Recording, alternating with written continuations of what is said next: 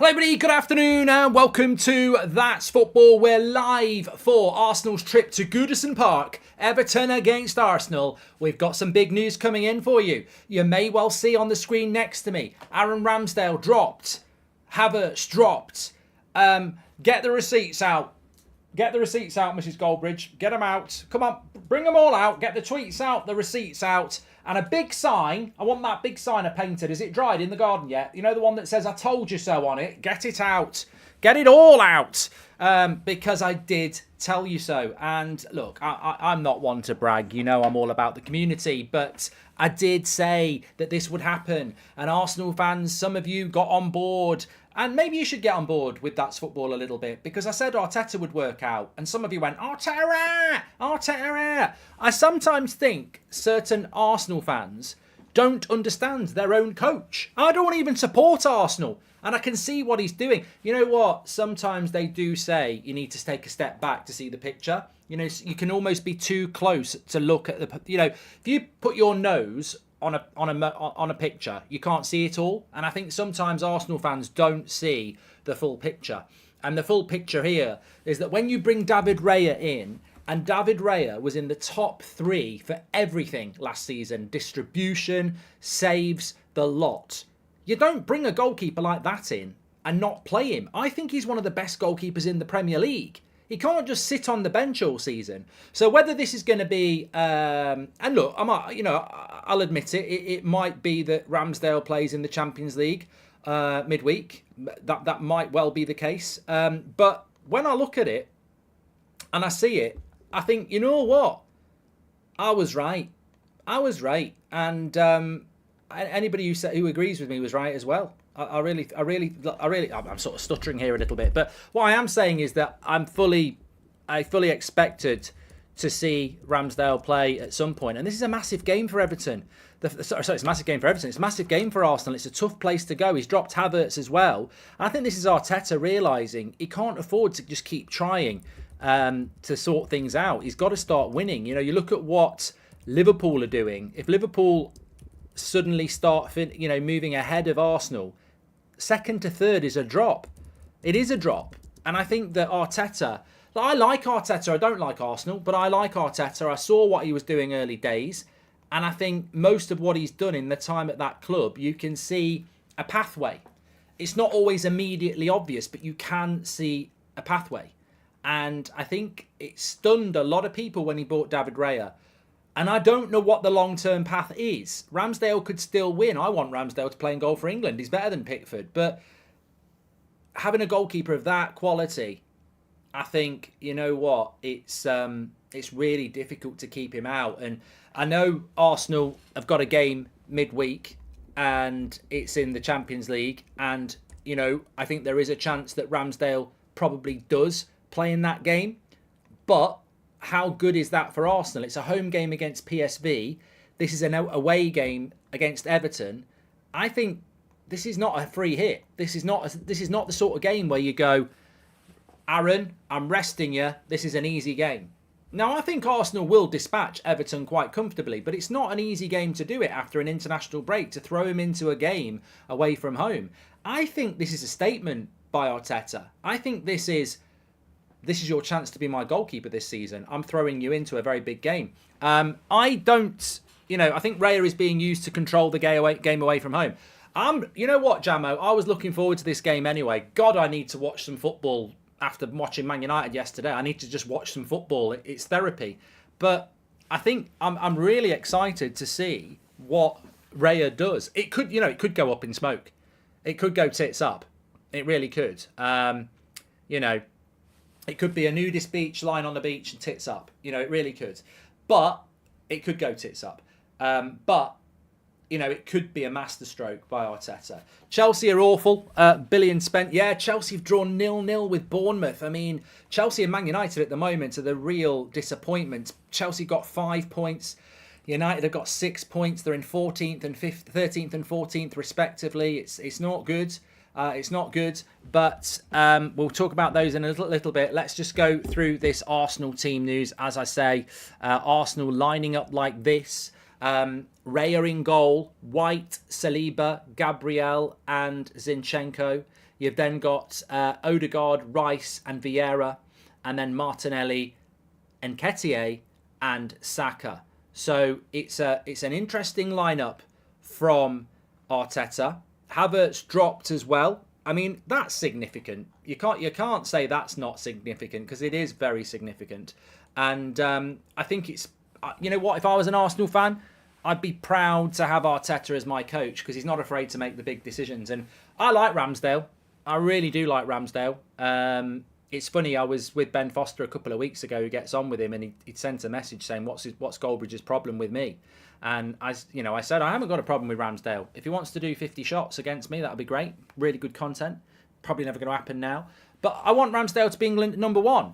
But I don't really. I think Raya's a better goalkeeper. I think Alisson's better than Onana. It doesn't mean I don't like Onana. I mean, some people would say,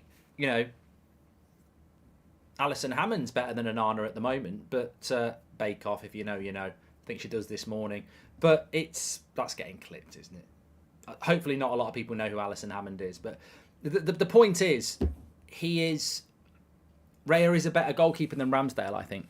South Africa just beat Romania 76-0. At least something good this weekend, says Les. I presume that's rugby, because that's a hell of a score if it's 76-0.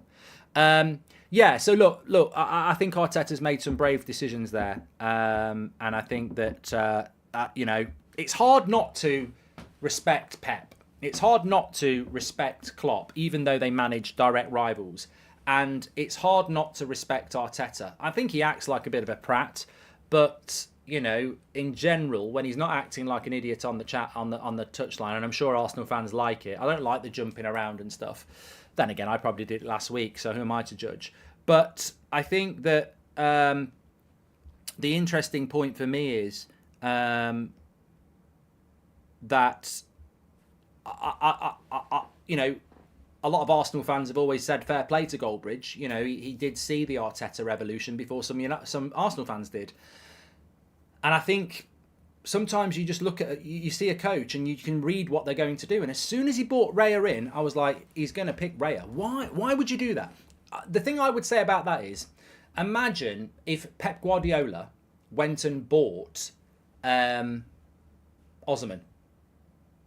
I'd be like, he's either going to play a front two of Osimhen or Haaland, or he wants Osimhen to play instead of Haaland. Well, that's all right if you got strikers, because you can play two, but you can only pick one goalkeeper.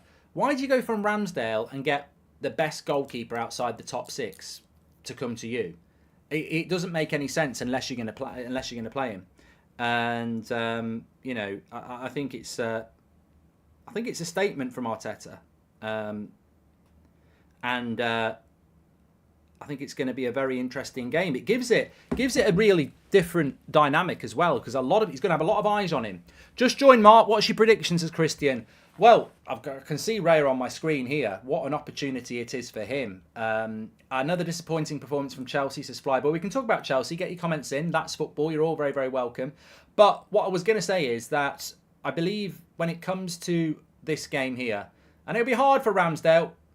It's going to be really hard for Ramsdale. He's got to keep that professional face on.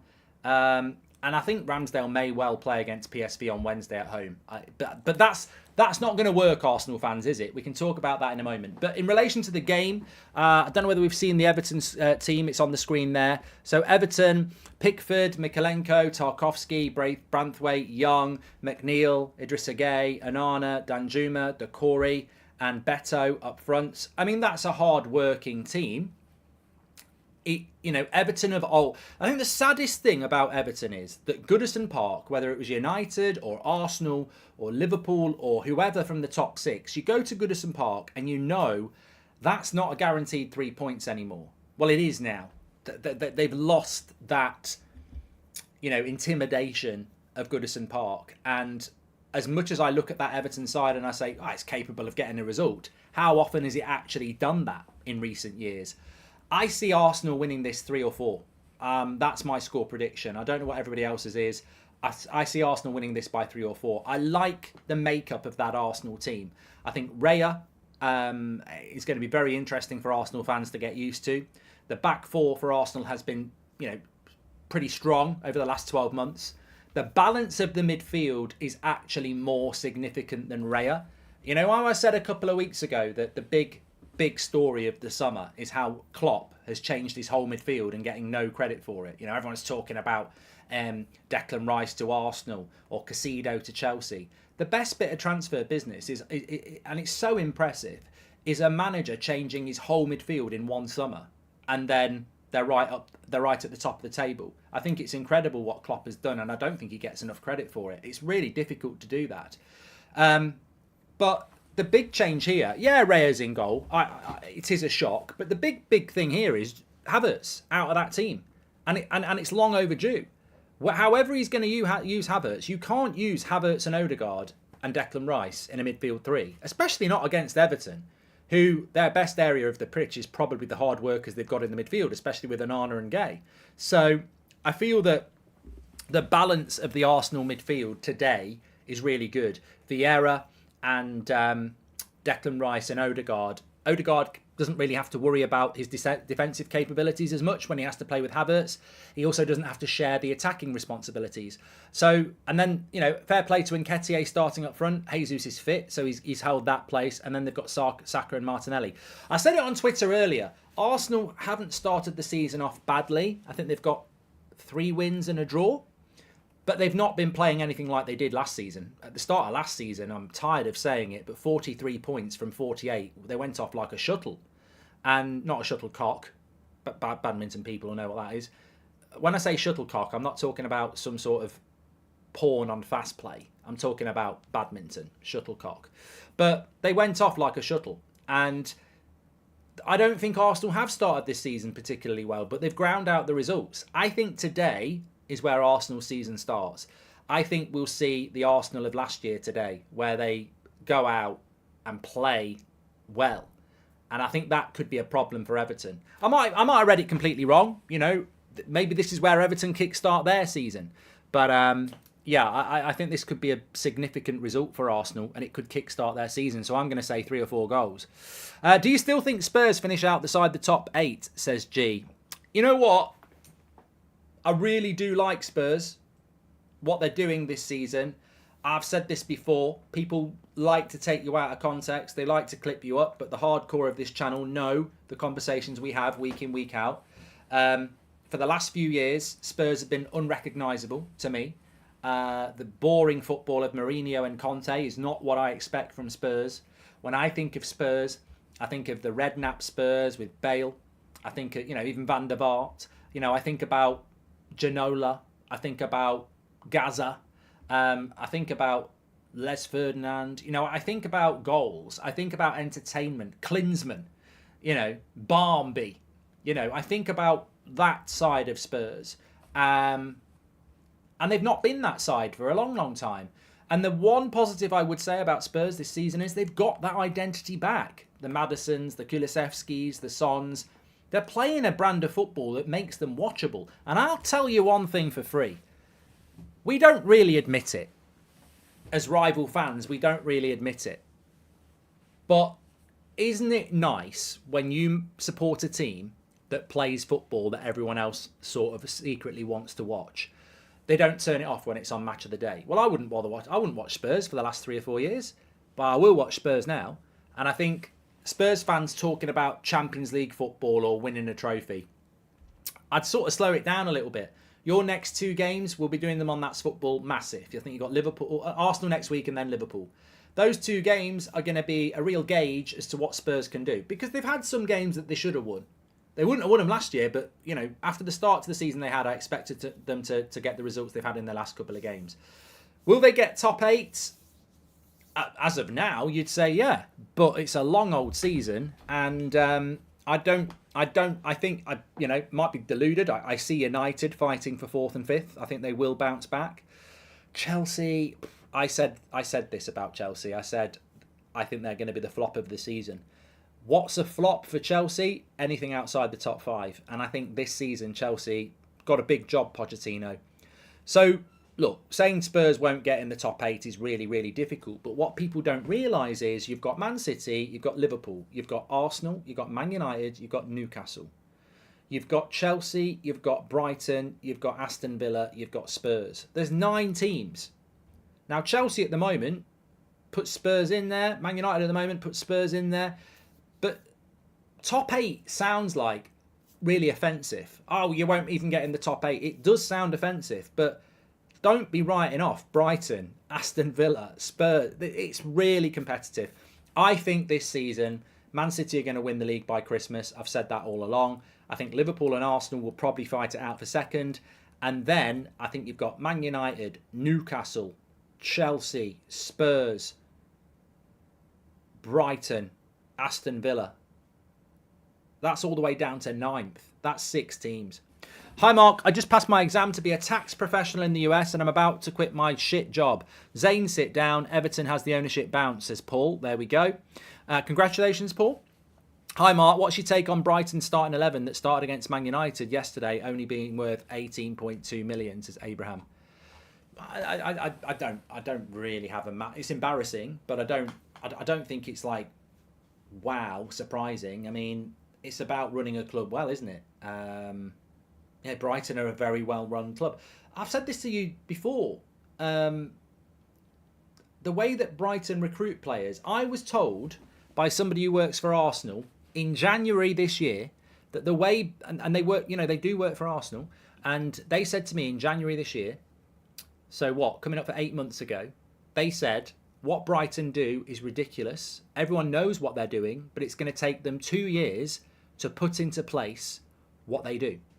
So that's how far ahead Brighton are in relation to the systems that they have in place. Moneyball, whatever people want to call it, it's not really Moneyball, but they are so well run, Brighton, and you have to give them some credit. You have to. Somebody just said, what are the hold on a minute, what's going on with this table here? Blank league table.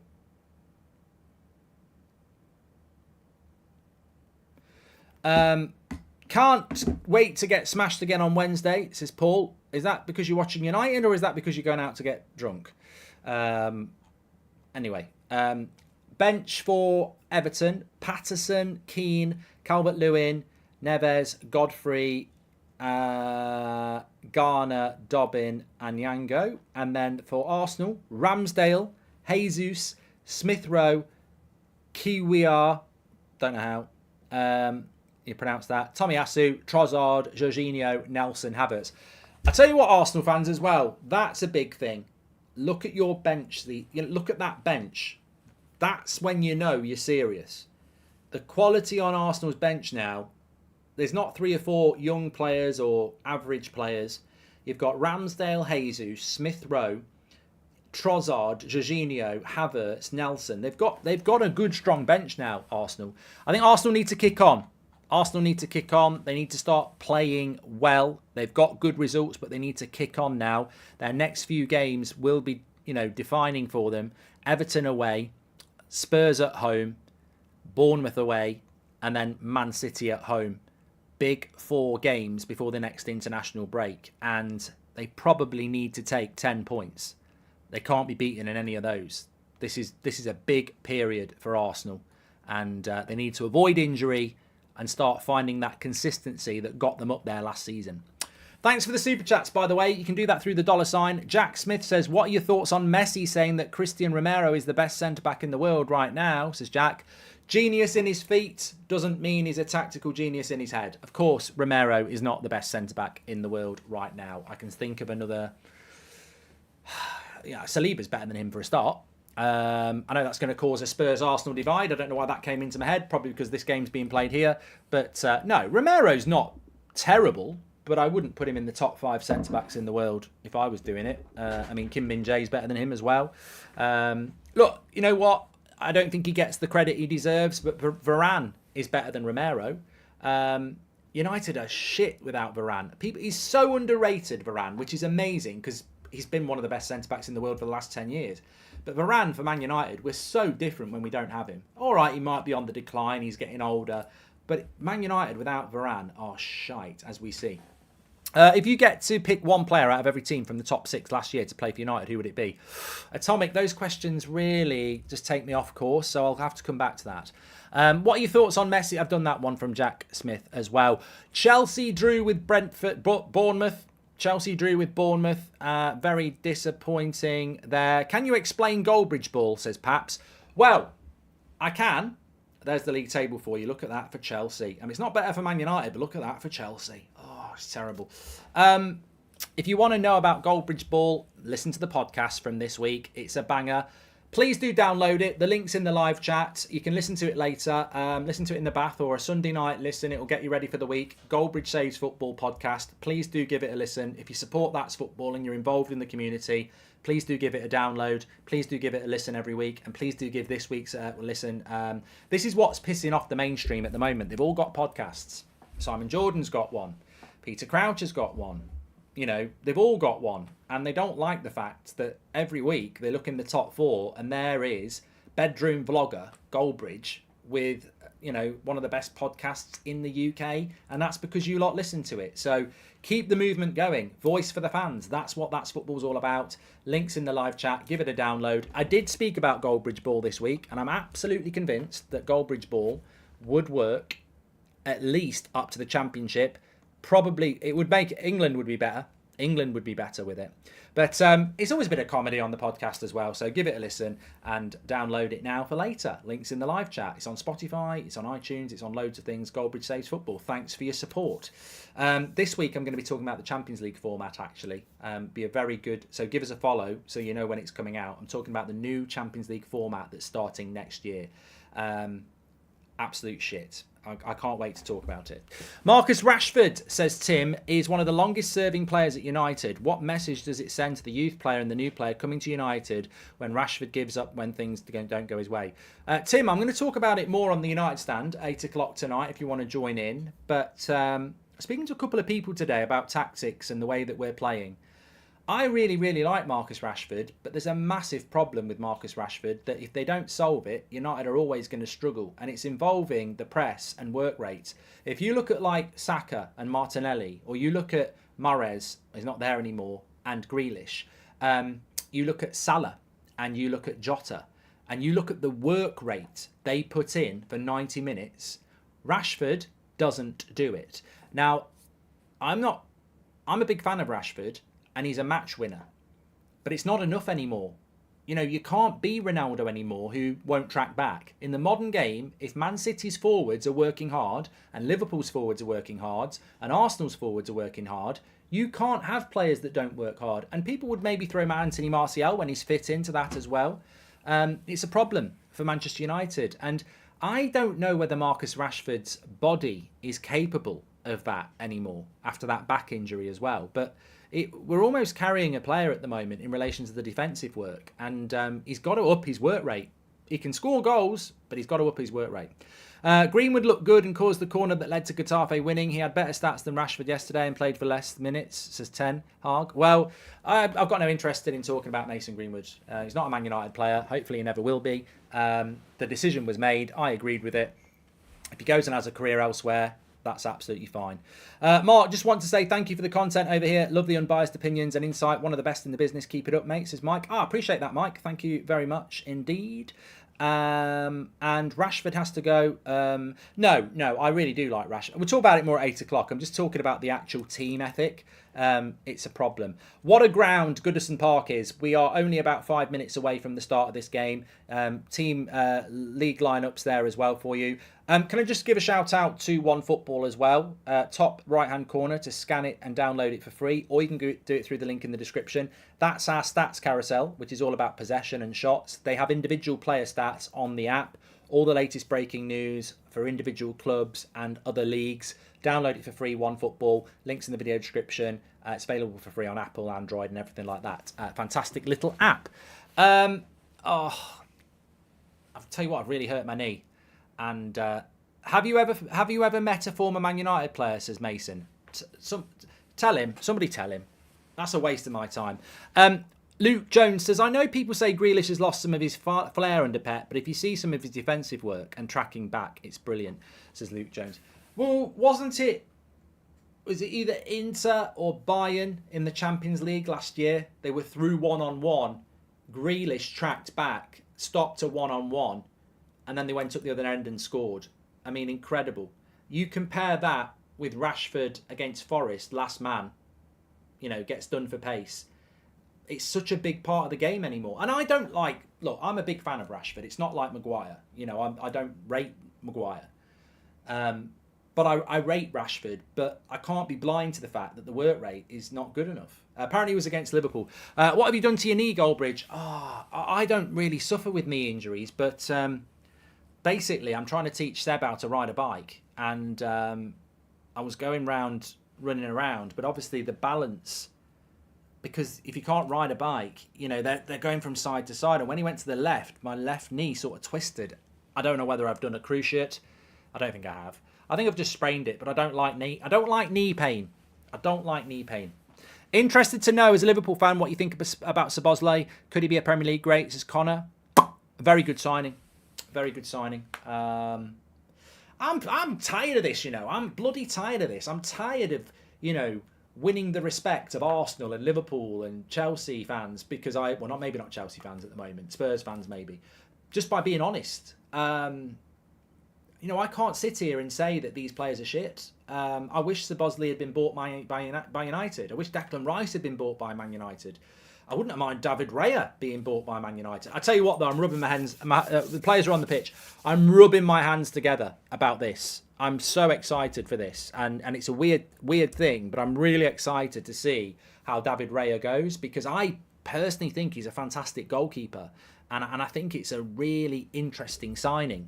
And I don't think it's curtains for Ramsdale. That's not what I'm saying. But, can you operate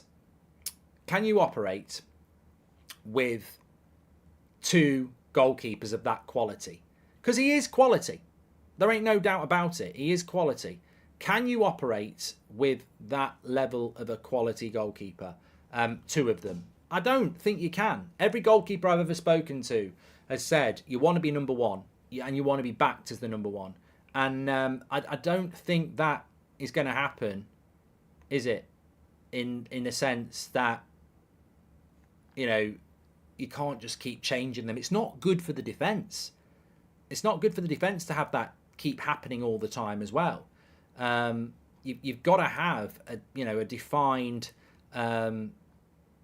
goalkeeper, and I don't think it works. If I'm a defender, I don't think it works. I don't think it works at all. So it's going to be really interesting to see how it pans out.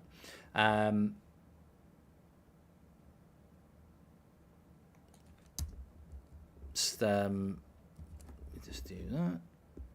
that.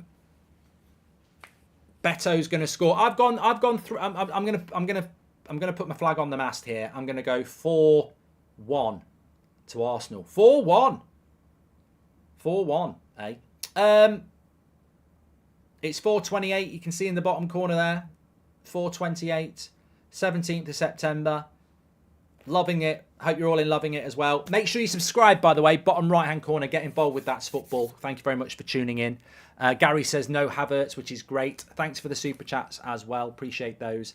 But really excited to see how David Raya gets on. It could go completely wrong. It could go completely wrong. But I'm going to go for goals. I think Arsenal might, tear them apart here today.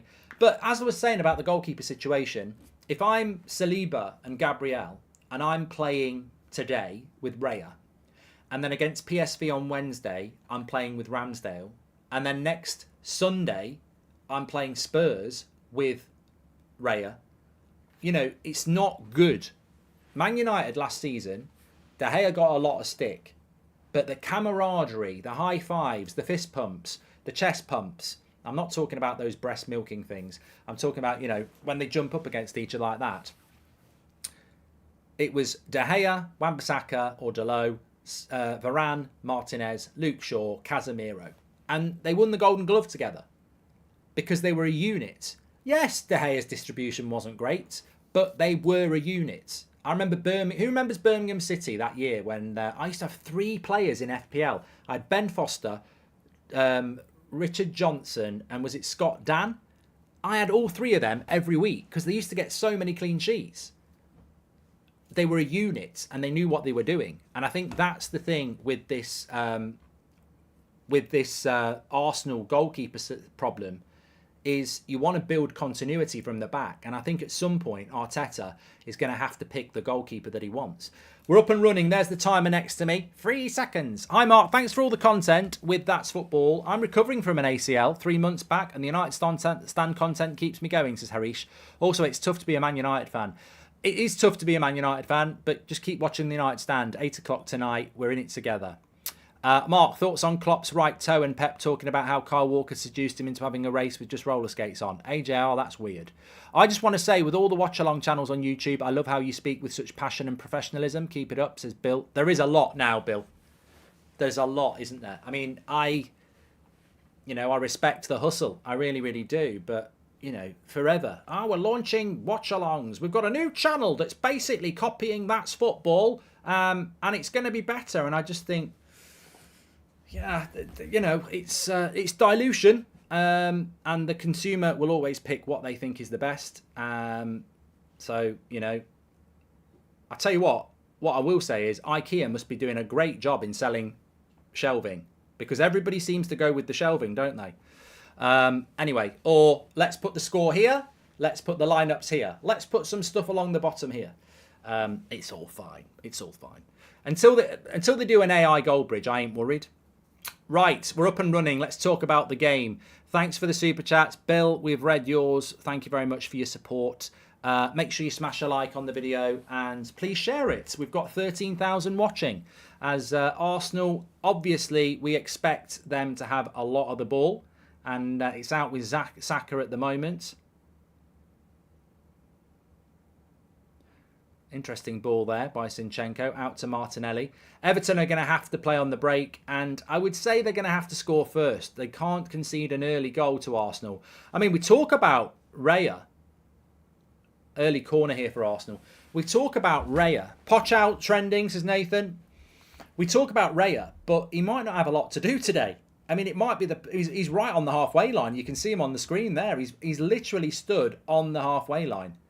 I mean, I remember when I used to go and watch, games as a kid. The goalkeeper never left their box when it was a corner. Sean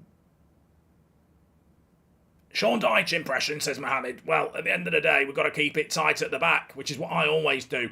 Each to their own. But that's not for me. Dyche ain't for turning. Back's, tight at the back. When's Twitch back, says Jordan. It's not. FIFA Career Mode's back on Friday. I can't wait. I cannot wait. But it's going to be on my channel, the Mark Goldbridge channel on YouTube. Some of you might have subscribed to it before. I do driving with Goldbridge and cooking with Goldbridge on there. So, FIFA Career Mode back on Friday. Early access. Career Mode. Can't wait. Can't wait. Goldbridge Ball. I'm playing Goldbridge Ball in FIFA. Lots of people do Career Modes. No one does it like me. I can be shit, I can be good, but I am going to stick with Goldbridge Ball. It might mean I get beat 7-0 every game. It might mean I'm beating teams 6-2, but we're going to go for Goldbridge Ball. I've never done it on career mode on FIFA. I did it on Football Manager last year with Solihull Moors. We got promoted and we broke the goal scoring record. But, I'm looking forward to it. I think I'm going to start off with United. I will do a TUSFC career mode, but I think I'll start off with United because I want to use Hoyland. That is David Raya. Look how far he is out the goal. David Raya there. I mean, this Arsenal fans, talk to me. Talk to me. What do you think of that? Your goalkeeper, 10 metres out of his goal. Ramsdale's not going to do that. Not on the regular anyway. What's your top 3 right wingers in the Prem, says Colin? Salah, Saka, and I mean, I do like Kulusevski.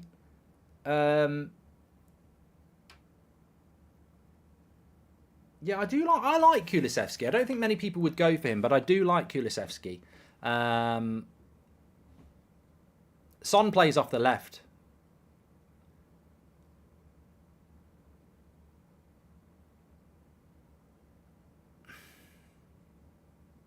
Yeah, I think I'd go that. I mean, Bernardo Silva's a good... I was trying to think who Man City play on the right wing. I mean, if you've got Bernardo Silva as a right winger, you've probably got to put him in there as well. I don't really see... It's weird with City. If you said who are the best three left wingers in the league, you've got to... Grealish has got to be in the conversation, but I don't really see them as those sort of wingers, if you know what I mean. Foden as well. Looking very attractive today, Mark, says Grass. Yeah, it's probably... I like this T-shirt. If Fred Perry want to sponsor me, send me some T-shirts. We'll do a deal. But,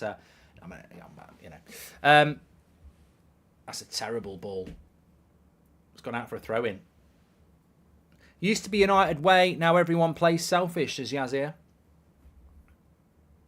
Amrabat, Varane and Mount will be back for United soon. Oh, my Fantasy Premier League. Oh, my God. Give me a virtual high five if your Fantasy Premier League is crap this week. Oh, my God.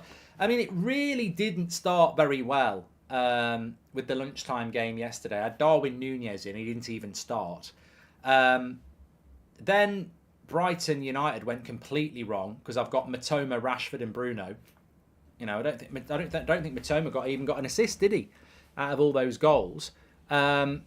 Chelsea today, Chilwell off after 10 minutes.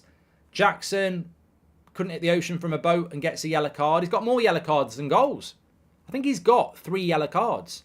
Yeah, my FPL's a bloody nightmare. I think to turn it around, I probably need a Saliba clean sheet and a hat-trick.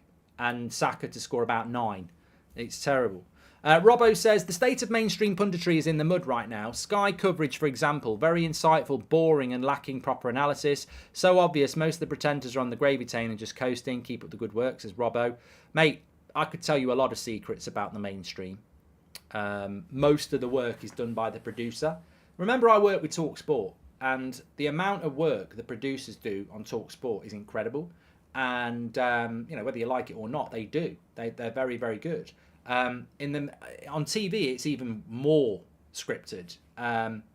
Look, when you've got Tim Sherwood, what did he say yesterday? I can't remember what he said. I mean, just complete and utter crap. Like, I think they basically go to work on a Saturday, get paid to talk about football, and then they're on the golf course for the next 6 days. They ain't watching football like you are. They're not passionate about football like you are. It's just... You can tell their opinions are driven by relationships and, what mood they're in. Would you give Football Manager a go again? I missed the Solihull Moors career. I'd love to, Nathan. I'd love to. Here's Odegaard. Good win, high up the pitch. He's got options. He needs to go. It's the wrong pass for me, that. He's won a corner, but it's the wrong pass. Should have come inside. That's what she said. That's probably not what she said. She probably doesn't want to get pregnant. I don't know what I'm talking about. Mark, could you break down Goldbridge ball? Please listen to the podcast, T Bliss. Please listen to the podcast. Goldbridge Saves Football. There's a section on Goldbridge Ball. You're going to see it in FIFA Career Mode, but listen to the podcast anyway. It was brilliant this week. Loads of inside stuff on the Sidemen game. Jack says, filth. Hey, look, Education Bridge. Wear a condom. Safe sex. You learn about life on this channel as well. Polar bears. How fast they are. A polar bear can run quicker than a car that's doing 30 miles an hour. Don't be stood 400 meters away from a polar bear going like that. You'll never catch me. They will play with you before they kill you, just because you took the piss. The mainstream are fighting for their lives right now, trying to bring down people like Russell Brand, says Nick P. I watched that yesterday. Dispatches. Yeah, I prefer not to speak on stuff like that, really. I think we'll just stick to football today. Ducks can fly over 100 miles an hour. I do not believe that, Mehdi. I don't believe that. They're not very quick when they're in a pancake. Oh, shoots over the bar. I do. You know what? I don't like duck massively, but I do like... I like Donald Duck. A Daffy Duck's very funny. But my favourite duck is, the one with spring rolls. Half a duck, plum sauce, spring rolls, the cut up bits of cucumber. Love it. So I'd say that's my favourite duck, and then second is Donald Duck, and then Daffy Duck. Donald Duck's good. He's got a really bad attitude. He's got a really bad temper. Reminds me of me. Peking Duck, that's what it's called. So my top 3 ducks are Peking Duck at 1, Donald Duck 2, and Daffy Duck at number 3. Who remembers Count Duckula?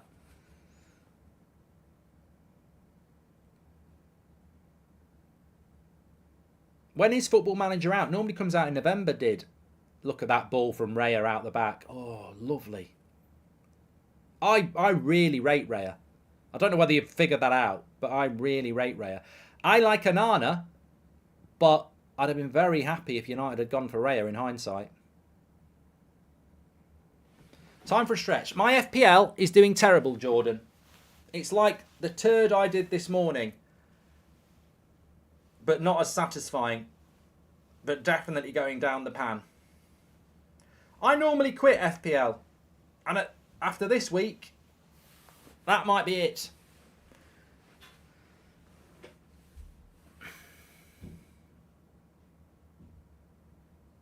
What's for dinner, Mark? I've already had it, Jack. I had stew. Apparently, I can't pronounce stew. I get the family take the piss out of me for it. I can't pronounce stew, but I can't. I am who I am.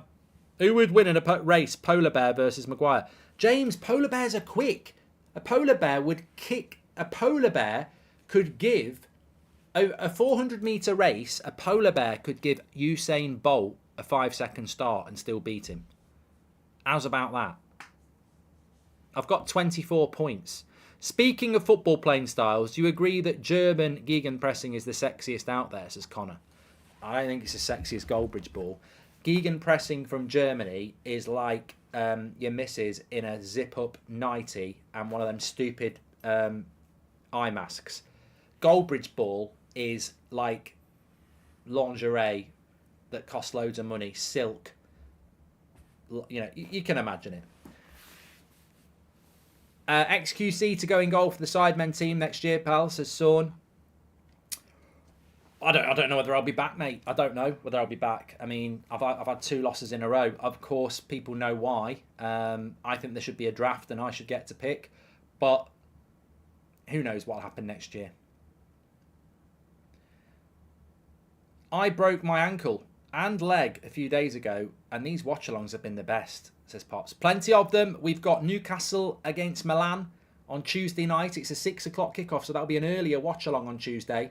Man United Bayern on Wednesday, and I've not looked at the weekend next week, but I know we're doing Arsenal Spurs on the Sunday. So lots to get involved in. Make sure you subscribe, bottom right hand corner. Who's going to get the sack first, Ten Hag or Poch? I think that needs to be our first poll of the day. Who gets sacked first, Poch or Ten Hag? I don't know the answer. But I know who I'd go for, but I'm not going to ruin it. Excited for the new FIFA, Mark, says Ali. Yeah, I actually am, you know. I thought I'd left it. I didn't think I'd bother with it anymore. But I enjoy my FIFA career modes. And I'm happy to be bringing it back to YouTube because that's where it started. COVID, 25,000 people watching. And I've never played Goldbridge ball on FIFA before. So I normally just use their systems and, you know, I basically copy what the bloody Man United manager does, but I'm actually going to play Goldbridge ball, which is going to be... I've been playing it a little bit on Ultimate Team, and every game has been like 8-7 and stuff like that. So, I mean, obviously there'll be less goals in career mode because they're shorter games, but yeah, looking forward to it. Favourite foreign Premier League player ever? I love the content, Mark, show. And my favourite... I'm not saying they're the best, but my favourite signing was some of the ones Chelsea did. I presume we're talking non-United here. So I loved it when Chelsea bought Vialli, Hullet, Zola. So I loved those signings because I loved Italian football. So they'd probably be my favourites that I recall coming in. Ginola was a good player, Scooby. I like watching good players.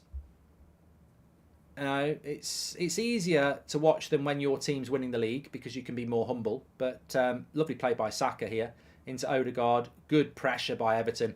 They're getting the numbers in at the moment, Everton. They're putting in a shift, and that's good play there. They're not doing anything going forward, though. The line is very high from Arsenal. And Declan Rice is going to win a free kick there. Very, very high line from Arsenal.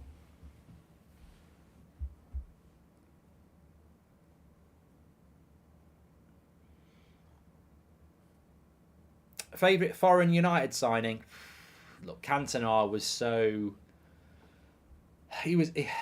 Ignition. Cantona. He sparked United. He is the most iconic because he took us from not being able to win anything. Strap-on bridge. What's going on here, Rick? But Ronaldo as well. Van Nistelrooy. We've had so many good ones. But Cantona, if you know United, it was the spark, basically.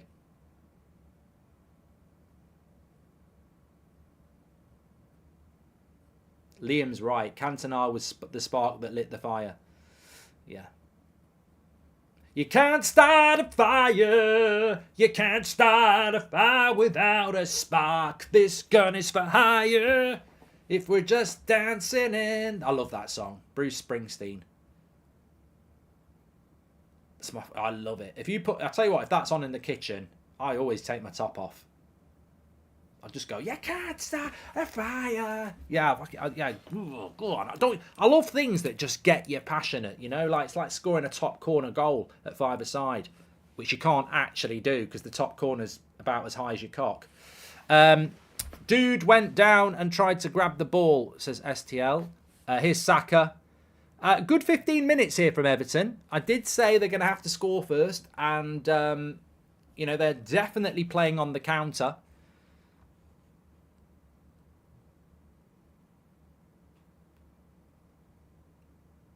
I mean, it'd be very interesting just go to the stats for a moment. What are we up about? What are we saying? Stats. I'd say Arsenal 70% possession. 76% possession. But look, no shots. No shots. 59% at the moment are saying we'll do that Raya Ramsdale one in a minute. Thanks for that from Binny. Who gets sacked first? Poch 59%, 41% Ten Hag. It's an interesting cross. Oh, back post. It's an interesting cross there from Arsenal. Everton get it away. It's an interesting poll that who gets sacked first, Poch or Ten Hag, because there are details we don't know. Now, what I mean is, I would say Poch will get sacked before Ten Hag because United fans are firmly behind Ten Hag. We can't stand the owners, and I just don't think Ten Hag is anywhere near sackable. Whereas at Chelsea, it's a very vulnerable position. He shouldn't be getting the sack. He should be given at least a year. But at Chelsea, they can get impatient. So I'd say Poch is more likely to get sacked. Having said that, if United are struggling and they could continue to have more problems in the dressing room and the new owner comes in, well, a new owner might want a new manager. So it depends, really. In the short term, I'd say Poch is more likely to get the sack. But in the longer term, it could be Ten Hag. But I hope not. I don't want to see that happening. Chelsea should have bought Osimhen, yes. Thoughts on Ten Hag saying he saw a lot of positives in the post-match interview. Also, Nicholas Jackson shooting wide and then falling is comedy gold, says Jose. You know what? That Jackson at Chelsea, though, he's in my fancy Premier League team. And I know the minute I take him out, he's going to bloody score, isn't he? And I'm a bit like that. But I think I'm just going to have to take him out.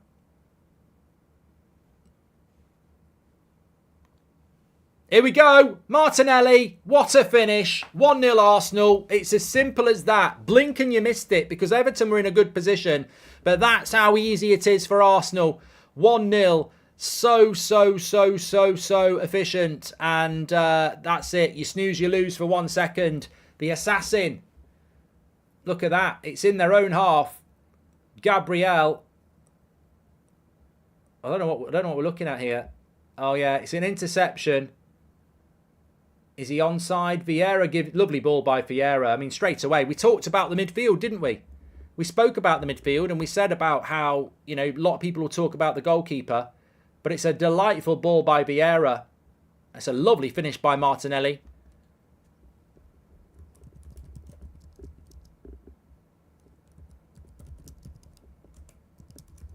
And I think it's been given. Checking for a possible... No, they're checking for a possible offside. I mean, what I will say, whether it gets given or not, we were talking about it before the game. A lot of people talking about the goalkeeper situation, but that change in the midfield is massive. The balance of the midfield with Vieira instead of Havertz just gives them more control defensively and ultimately offensively, because does Havertz make that pass? He's capable of it, but I think there's many Arsenal fans that would say Vieira's better at it. Now, is this going to be a goal? Martinelli, they're having a look at it. They've got to roll it on here. Oh, Saka's not offside. What?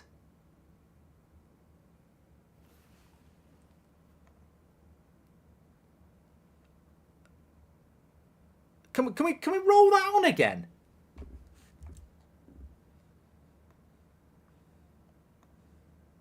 I don't get that. It's not even the... I don't get that. How's Nketiah doesn't even do anything, does it? I'm going to have to go back. Surely they're going to show it. I thought we were looking about whether Martinelli was offside, but they're saying that Nketiah's off. I've got to go back.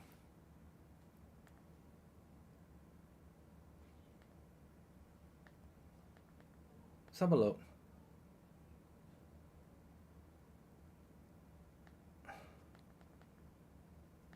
Right. Gabriel.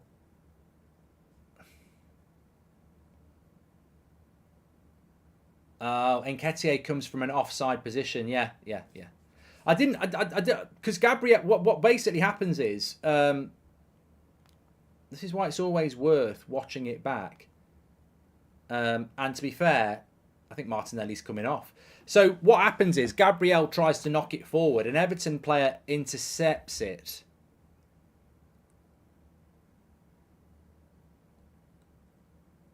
I mean, it's still debatable. But basically, Gabriel's trying to play it forward. Everton player intercepts it. And Nketiah comes from an offside position and lays it off. So, for me, I would say that is offside. Bit unlucky, though. It was really efficient. Really efficient. The best says, what about it coming off the opponent?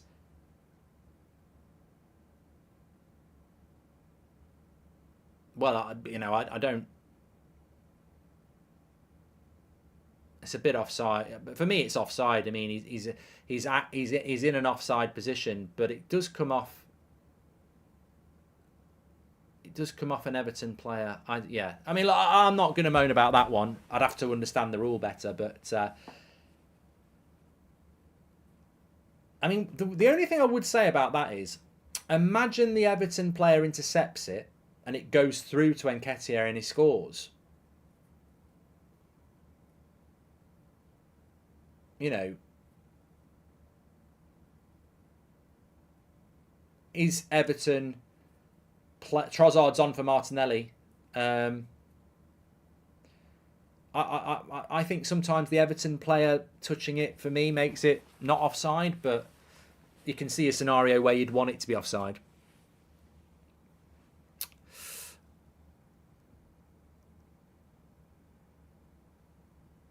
Gary Neville thinks that they're guessing the lines. Well, they are guessing the lines because they don't have the angles.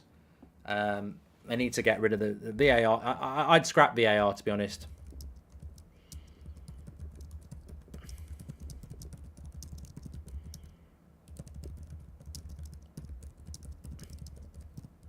They don't have the angles.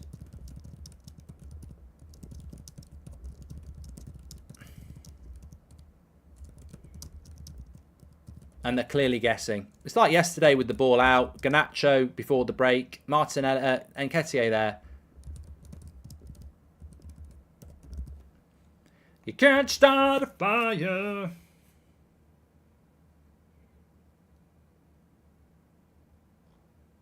Jaylay says those cameras are positioned perfectly. Well, they're not. They're not. Why do we always get shown ridiculous angles then, says James? Exactly. If they've got the perfect angle, why are they showing us an angle that's crap? But Everton will be very relieved with that. They know they're going to be under pressure. They've done nothing on the attack, Everton. Absolutely nothing. I mean, I did say this. It's interesting that Raya's starting, but he's had nothing to do yet.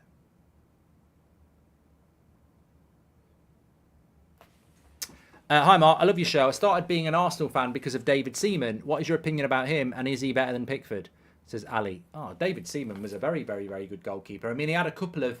He was unfortunate that he had a couple of high-profile moments, didn't he? The Ronaldinho one in the World Cup, and then the one for Arsenal. Was it in the final against Zaragoza? Oh, good block. Everton there. Leicester City... Wait. Vieira with the cross. Back post. And he... What? Listen up, Ben White. Odegaard was free on the back post. What was your prediction, says Zodiacs? I went with a 4-1 win to Arsenal. So they're going to have to motor a bit here. JB says, Leicester fan here, relegated last season and I couldn't be happy with the game without VAR. Fell in love all over again with the football. Yeah, well, I think VAR is... I can't argue with you there, JB. I think VAR is a stain on the game at the moment.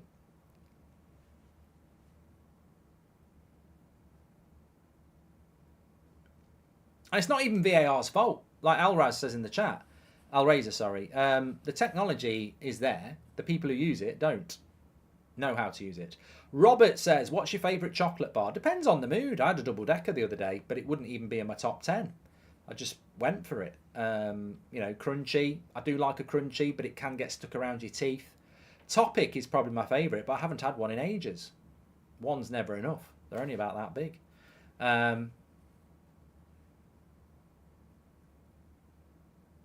Sometimes I just feel like a Snickers. Which is what Jack's just said. But I do like... It's not really a chocolate bar because I don't think you can buy them small. Maybe you can. But I love those Cadbury's Marvellous Creations ones where it's got the laughing candy in it and the... Not the laughing candy. Laughing candy. You put it in your mouth, it makes you laugh. Popping candy and the... like the chewy jelly stuff in it. That's delicious. I do like a Twix as well. Lee, 2 fingers. Would you like VAR to be reformed or scrapped, says Shagadelic. They're never going to get rid of it now. I've said what I've said about VAR. They use it to protect the referee, where I'd rather they used it for consistency. I'd just like us to know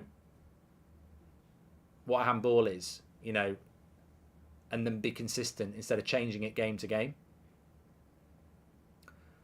27 minutes gone. Arsenal playing well against the wall of Everton.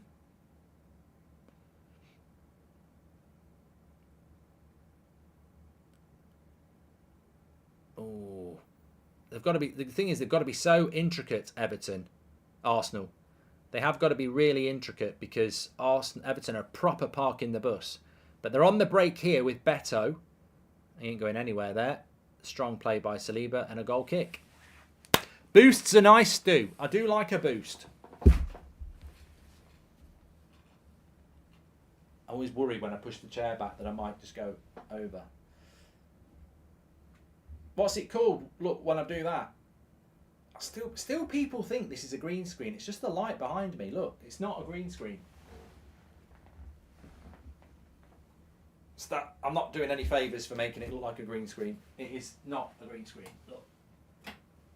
Ta-da! There's the ball. Tell you what, if I miss a goal putting this ball back, I won't be happy. Champions League ball, and it's back this week. Everton on the attack. Cross comes in. Raya catches it. Easy work. Are you still waiting season 2 Squid Game like me? Says he has it. I haven't even watched season 1. That's not a foul. That's That's one of my big bugbears in football. You know, where a defender just gets no contact and dives on the ground. It's almost like an unwritten rule in football, isn't it? The linesman will always go foul. Like, it's so... I mean, I wouldn't say it stresses me out, but it is just completely frustrating. You know the ones I'm on about. Defenders in the corner, they're in trouble. Player behind them, fall on the floor like they've been shot, free kick. Shield fall, that's what it is. Real.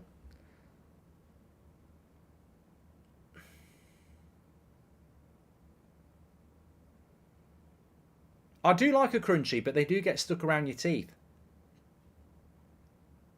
Karamak. Who remembers Karamak?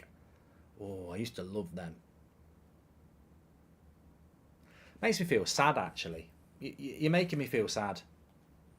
Nostalgic. Friday nights, when I used to get home from primary school, Grandad used to take me to the shops. I'd always have a Karamak. He's dead now. And Karamaks might be as well. That's a penalty for Everton. I reckon that's a penalty.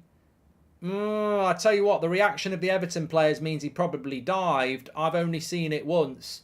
There's not much of an appeal for it. I'd like to see the replay. He must have dived because the reaction is not great. A shot straight at Raya. No pen, says Kyle. There wasn't much reaction from it. Decore. There's not a lot the defender can do. Lovely play by Saka. That's a foul. You can't start a fire. Please do subscribe, by the way. Here it is. Decore. No. Watch Saliba's leg. Pulls it out the way. Not a penalty.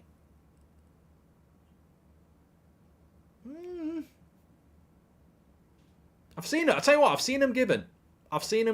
Soft, but I've seen him given.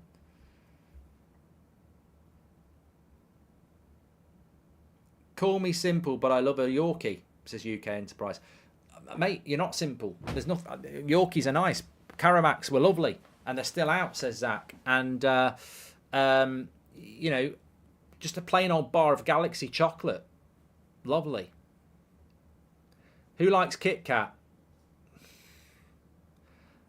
I've got nothing against Kit Kat, but if I'm in a shop, I'm not paying for it. If I was round my grand's and she said, "Do you want a Kit Kat?" I'll have it. Have you got a trio? No. Have you got a club? No. I'll take the Kit Kat, but I ain't gonna buy a Kit Kat. Galaxy. Oh, back of the net. Devils 58 Reds has just ended it. He's just ended it. Late winner. No one had really mentioned it. This is the winner. Galaxy Ripple. Oh, it's the texture. It's the air in there, the crunch. Oh, if you've not had a Galaxy Ripple, you can use it for a few things as well. But, yeah, the Galaxy Ripple, brilliant. Anyway, back to the football. Call me, so I've done that one as well. Condiment King says that star bars are good. Same as Havertz versus United, says Bugsy. Yeah, it was very similar to that, the penalty shout. Not a penalty for me, but definitely seen them given. Toblerone. Oh, I got a massive bar of Toblerone from Sainsbury's the other day. Not had it for ages. Again, very, very good. We're getting some good late entries here. Raya's been solid, says Arsenal go to. I told you he's a bloody good goalkeeper. You can't start a fire. You can't start a fire to start.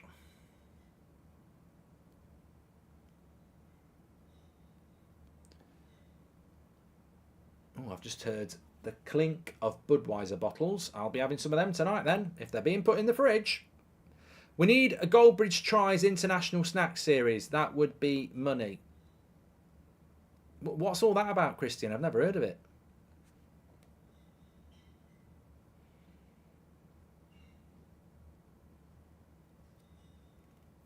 What are they doing here? Oh, Pickford's got hold of it.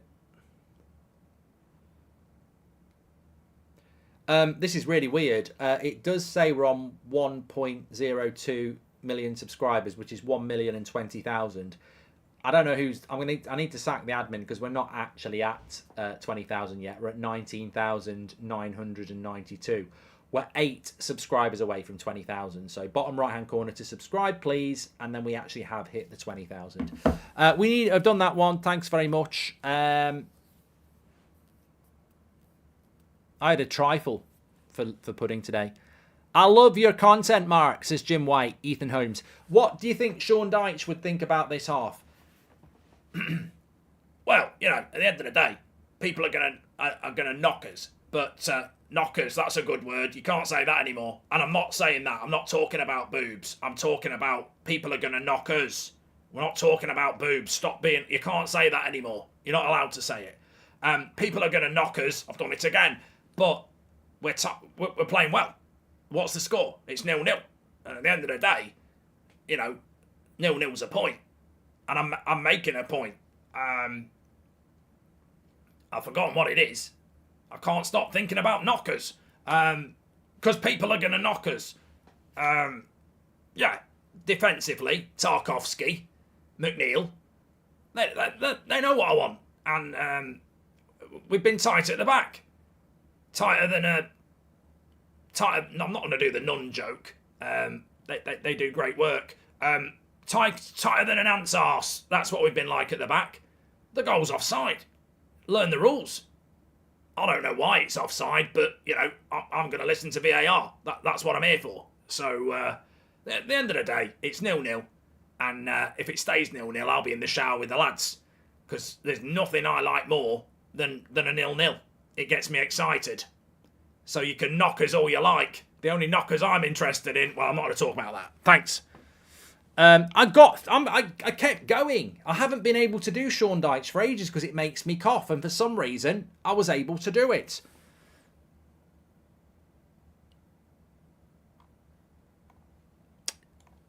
I don't know. Maybe Sean Dyche impressions are back. Normally it gets me coughing and I can't do it.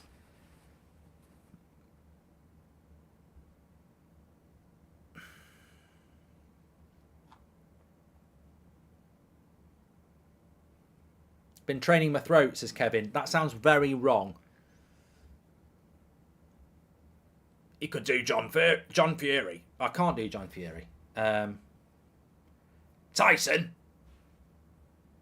My lad Tyson. No, I can't do it. Jesus is going to come on at half time. I don't know why I'm laughing. I'm thinking about the Jesus playing up front for Arsenal. He can only play until about November. Then he gets really busy in December and April. People talk about the African Nations Cup, but you couldn't sign Jesus. He'd be out most of December and, well, late March, most of April, depending on how Easter falls. Religious Bridge.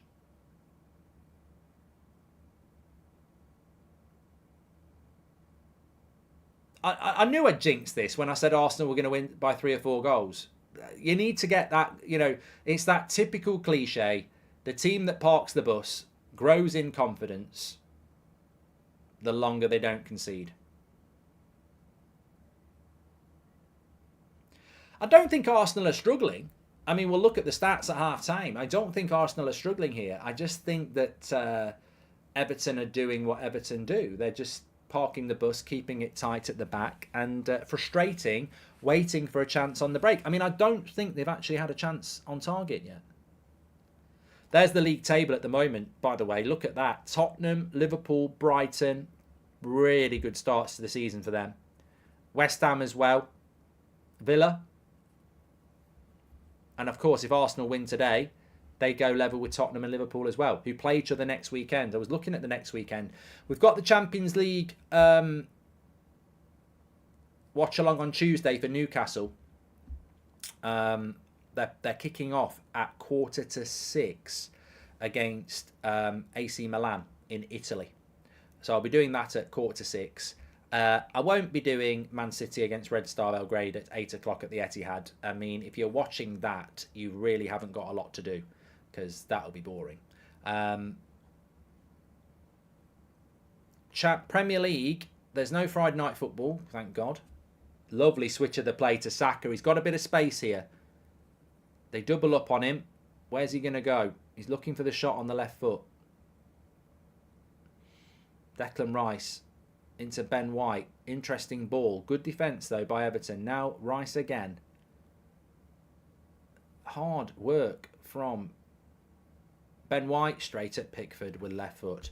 Next Saturday, there's no Friday night game and there's no 12:30 game. I hate that. I like a 12:30 on a Saturday. Man United. Oh, shut up. Shut up. Saturday night in the bin. United are playing Burnley at 8 o'clock on Saturday night. You are having a laugh. Saturday games are shit. Crystal Palace against Fulham, 3 o'clock. Luton against Wolves, 3 o'clock. Man City at home to Forest, 3 o'clock. Brentford home to Everton, 5:30. Saturday's games are shite next week. But apart from Man United against Burnley at 8 o'clock. No 12:30 game. And then Sunday's games are really good. But they're all at 2 o'clock. You've got Chelsea Villa, Liverpool West Ham, and Arsenal Spurs, all at 2 o'clock. And guess what the half-4 game is? Sheffield United against Newcastle. Not watching that either. Conversations in your head with Mark Goldbridge. So yeah, Arsenal Spurs next Sunday. Good game. That Jesus, he's got terrible injury record, says Nick P. I can't read out the injuries because that's probably sacrilegious. Favourite foreign Premier League player? Done that one. Done it. There's no easy games in the Premier League this year apart from Luton, says Real Life. 8 o'clock on a Saturday night against Burnley. Bloody hell.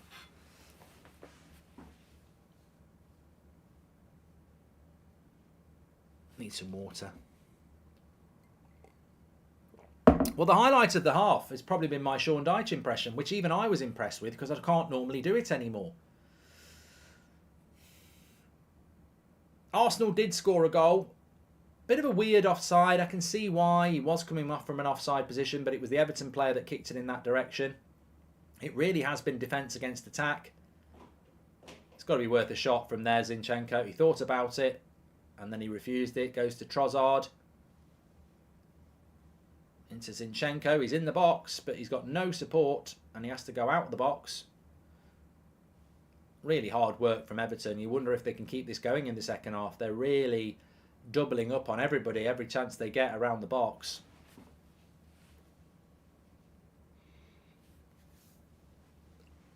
Touches in the opponent's half. That sounds like something else. Please make sure it is consensual.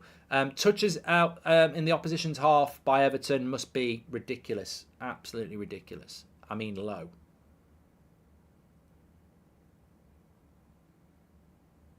Right, they've got a chance to break here, but Everton win it. Arsenal win it back.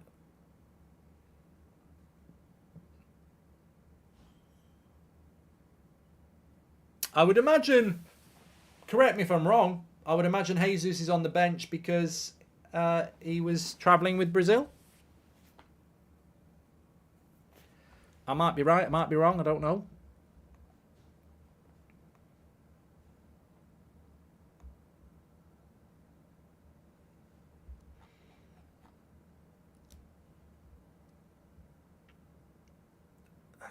It's just defence against attack. I mean, I can't say anything more than that.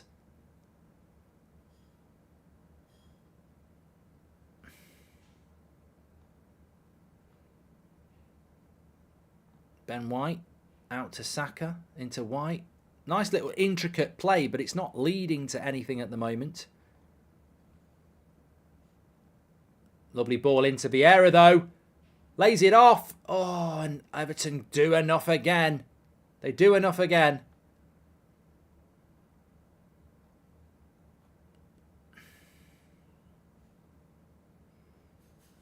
Just enough. And this is a lovely ball. Probably, yeah, lovely switch of the play by Zinchenko.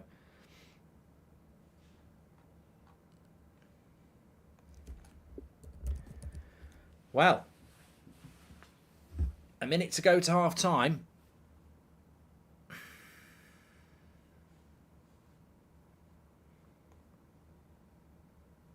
I tell you what, it was a real come down for me today. Well, it wasn't even a come down. I just had a little smile to myself. I was thinking, like, last week I was stood on the touchline in front of 60,000 people at the West Ham ground, and then today I was watching Seb play 5-a-side with about 9 people watching, and I enjoyed both games equally as much. I just love football. Sue me.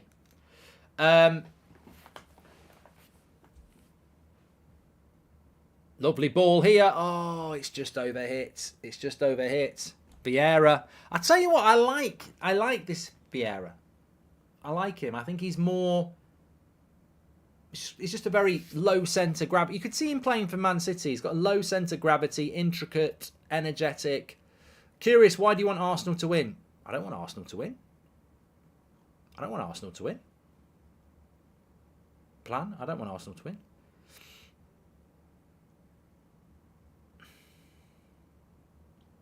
It'd be great. I think it'd be great if Everton won. I think there's absolutely no chance. Look, I don't want Arsenal to win, but I will be proven right about David Raya. I think he's a brilliant signing. Do you fear old age, or have you had a traumatic... What's this? Robble? What's going on here? He says, do you fear old age, or have you had a traumatic bike accident, which is the reason for disliking the both of them? Says Robble. What the fuck is that? How do you go from do you fear old age, or have you had a traumatic bike incident? What are you talking about, Robble? That is insane. I've got no idea what you're talking about.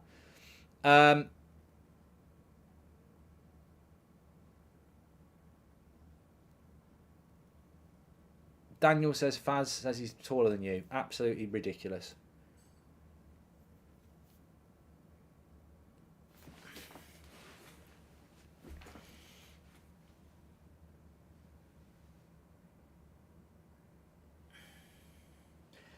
How many special people change? How many lads are living straight? So Martinelli scored, but he was offside and then he came off. 4 minutes added on here. Odd. Here's a point for you. Probably should keep it for the podcast, but sod it. What are your thoughts on the added time yesterday? I mean, some of the games had like 10 minutes added on, and I know if you're a Villa fan or you're a Spurs fan, you must love it. But I'm not loving the amount of players that are out injured at the moment. And I'm also not loving the fact that we play 90 minutes and then we get another 10 minutes at the end. And it's just almost like the normal 90 minutes is becoming the dress rehearsal for the stoppage time now. It's almost like players... We're getting a lot of goals in the stoppage time, but what does it mean? You know, the normal time is a bit... Oh, Beto's just caught Saliba in the face here. Let's have a look. Nah. Yellow card for me. Nothing more than that. Don't think you'll get that.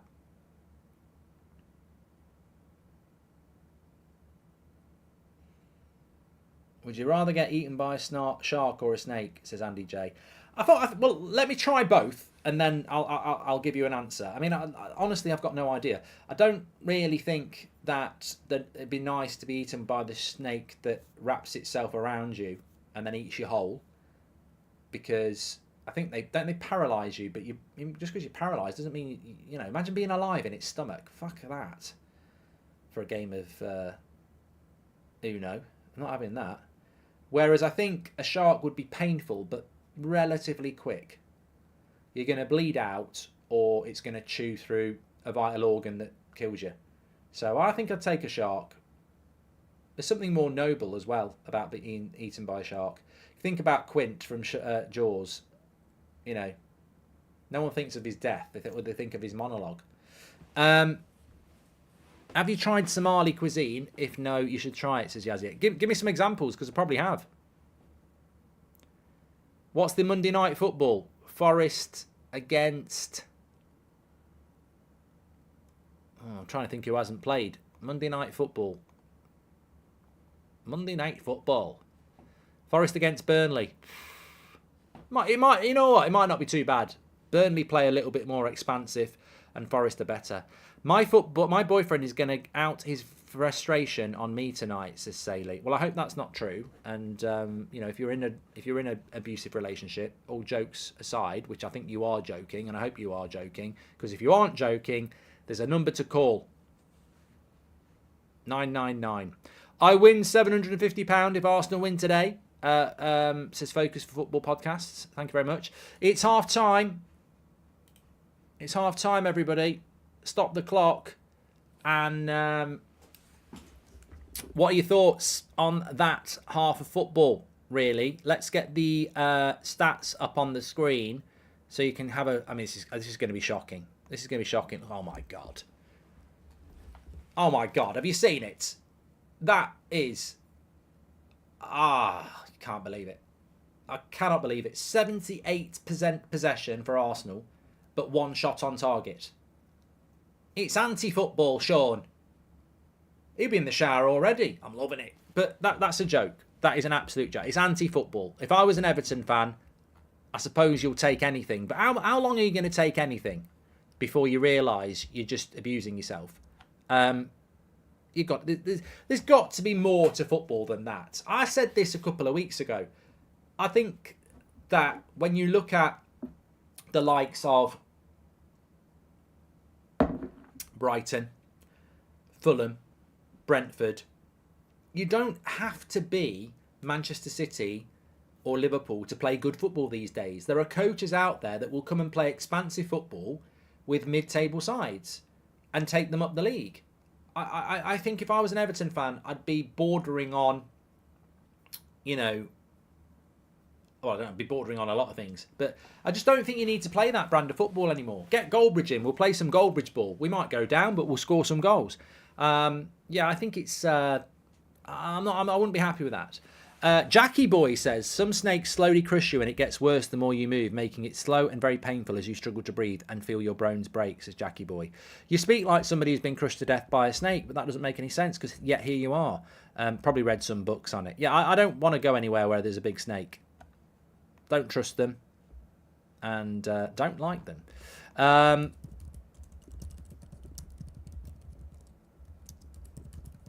Let me just put this tweet out.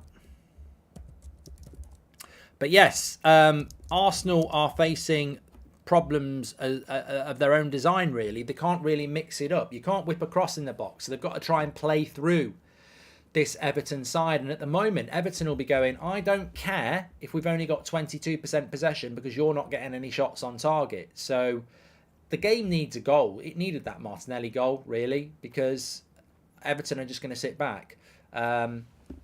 But yeah, anti-football at the moment. I've done that one from show. It just keeps coming up. And should it have been offside, Mark? Well, I'll run a poll on it. Should the Arsenal goal have stood? Yes or no? Get in the poll. The goal itself was a lovely pass from Vieira into Martinelli, and he took it really, really well. But it was given offside because in the build-up, Nketiah comes back from an offside position to lay it off to Vieira. The issue with it is, as Gabriel tries to play a pass, he's intercepted by Beto, who knocks it 20 yards towards Nketiah, who comes off from an offside position. Now, I get why it's offside, but it's the Everton player that knocks it towards Nketiah. Now, the rule book will probably say that's still offside, but it is a bit of a weird one when it's the Everton player that plays the ball and not the Arsenal player. So I'd be very, very confident that the officials have followed the rules. It's whether it's the right rule or not that you need to be looking at. Apparently Aaron Wan-Bissaka's out for a couple of months with a hamstring, which is interesting.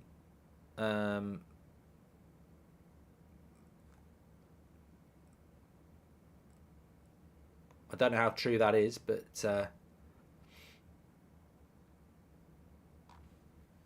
we'll see how that develops.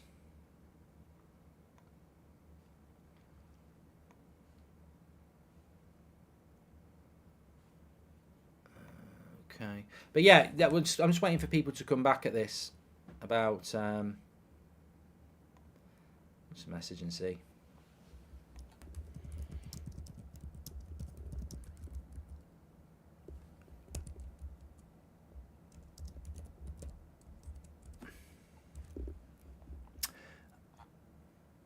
Uh, 56% of you are saying it should not have been a goal for Arsenal, and 44% of you are saying yes. Well, I'm just looking at it there. He comes from an offside position, but the Everton player does play it towards him. It's an interesting one. Spurs against Arsenal next week. It'll be interesting. Well, look, I'm looking at it here. The Arsenal player is not trying to play it towards Nketiah, and it does come off an Everton player who intercepts it. And Nketiah comes active from an offside position. Was the line right? I think there's guesswork involved in the lines as well.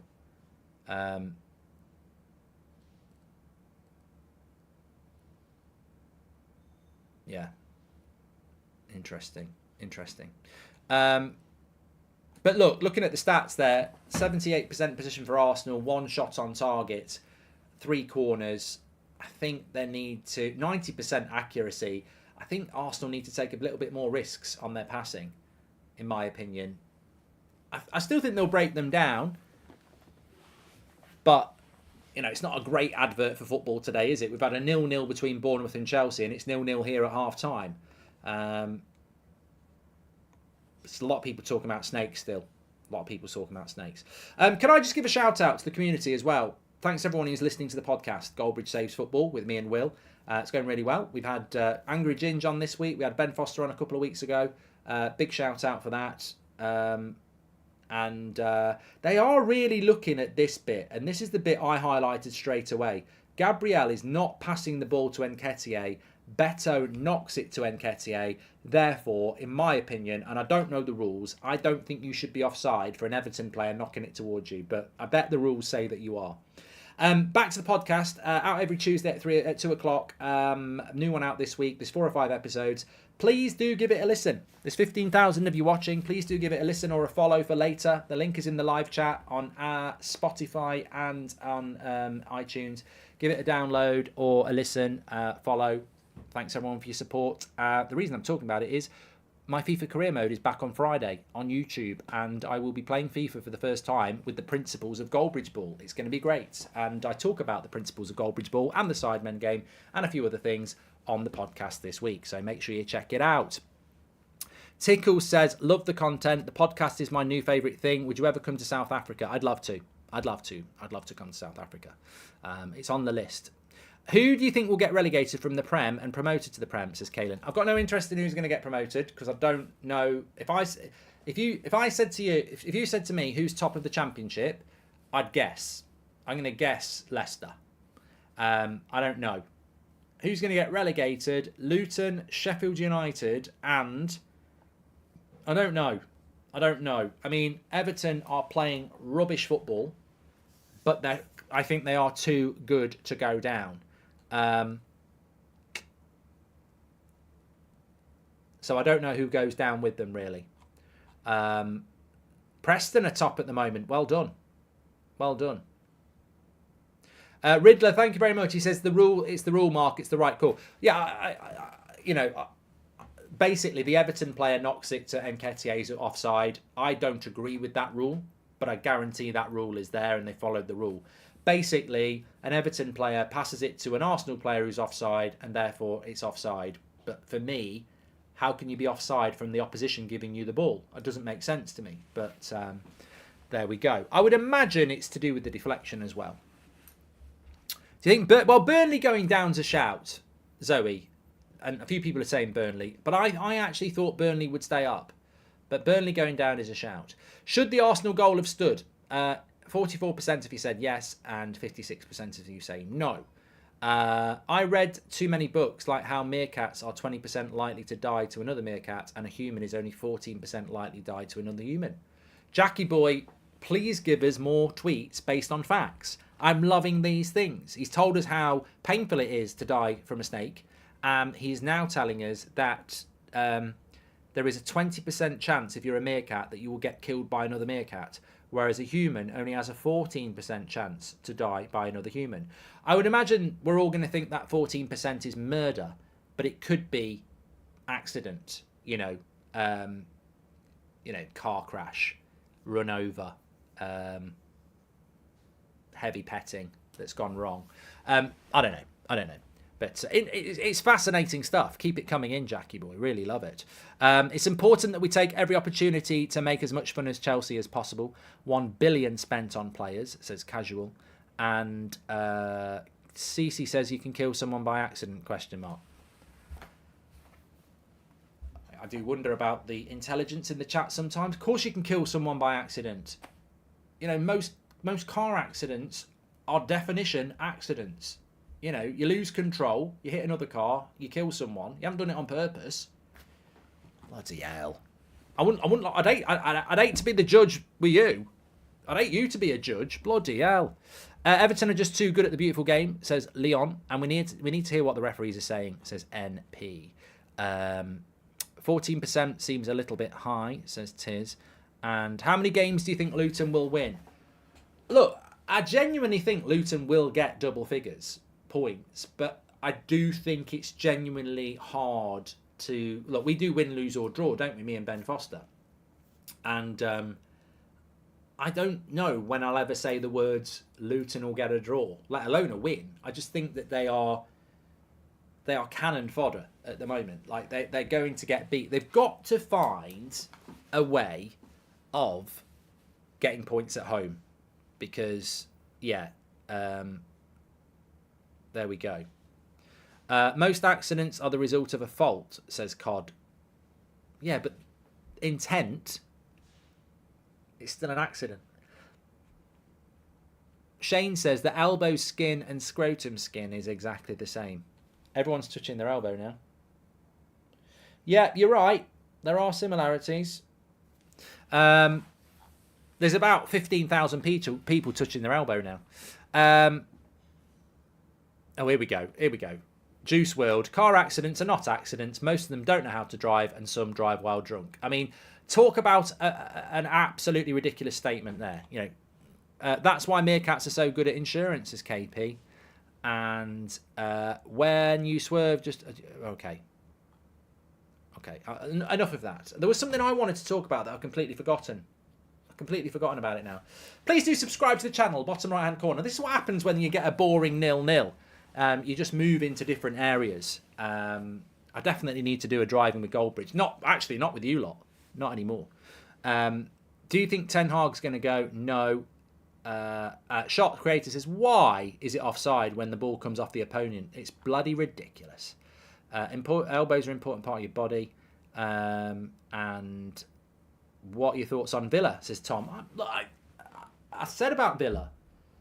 Villa are doing a good job. They've been absolutely battered by Newcastle and Liverpool, but most teams will get beaten by Newcastle and Liverpool away from home. You've won your 3 home games, and one of them was away. If Villa go through the season losing 1 and winning 2, they'll have a very good season. I don't think Villa are going to finish in the top 4. Villa have got to be looking at around top 6, and at the moment they're doing really, really well. I loved that goal by Duran, absolutely brilliant. And Diaby settled in well. So, yeah, good. Tickle says, did you hear about the kid napping at school? It's okay. He's woke up. Oh, but I'm dumb. Shh. Brilliant. What are your thoughts on Newcastle? Similar for Newcastle. I think that Eddie Howe got that very important win last night. Bit of a boring game, but it was a very important win for them. And I need a stretch. I mean, their home form will get them in the race, Newcastle. They're not going to be in a title race. They're not going to be pushing Liverpool and Arsenal. I think you slot Newcastle into the race for 4th and 5th this year, which is probably where they were last year. I think the top 3 it's a bit early, but I'm thinking it's going to be Arsenal, Liverpool and Man City, which is, I think I predicted that at the start of the season as well. It's rare I get that. What's more likely, a Luton draw or Darwin double figures goal count? I rate Connor. I rate Darwin Nunez. I think he will. He's already scored 2 very good goals this season. I do rate him. Do you think it was a penalty for Everton? No. I think I've seen them given, but I don't think it should be a penalty. There was a poll I wanted to do. Who should be Arsenal number 1? Raya or Ramsdale? Get your votes in. Look, Raya's not had a lot to do. There's no doubt about that. It's if you're Ramsdale, you're probably like, fucking hell, this is the easiest clean sheet you're ever going to get. He's not had a lot to do, but what he has had to do, he's looked very confident in himself. And I think if you're an Arsenal fan looking at Raya and wanting him to do well, then Vidit, thank you very much for your super chat. He's started off very confidently, and that's the type of goalkeeper he is. I've always said about Raya, he's like in relation to his ball skills, he's like a number 10. But he's also a good shot stopper as well. What are your thoughts on Spurs zone? I can't wait for this time next week. Well, it'll be over actually. But I can't wait for next Sunday. Spurs against Arsenal is going to be a cracker. I mean, I like the North London derby anyway, but both teams, well, presuming Arsenal go on to win this, which I think they will, both teams will have the same points, and it'll be an interesting game. Right, we're ready to go in the second half here. I'm getting hungry. Here.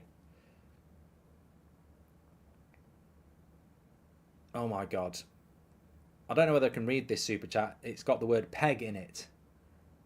And they're not talking about putting the clothesline up or a tent. Please help me if you can. The super chat I did earlier of my boyfriend being frustrated is because he wants me to peg him, but I'm not into all of that. Oh.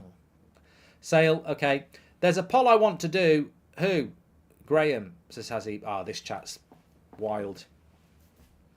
Arsenal on the attack, early doors. Zinchenko with the cross, headed away. They'd love to score right at the start of the half.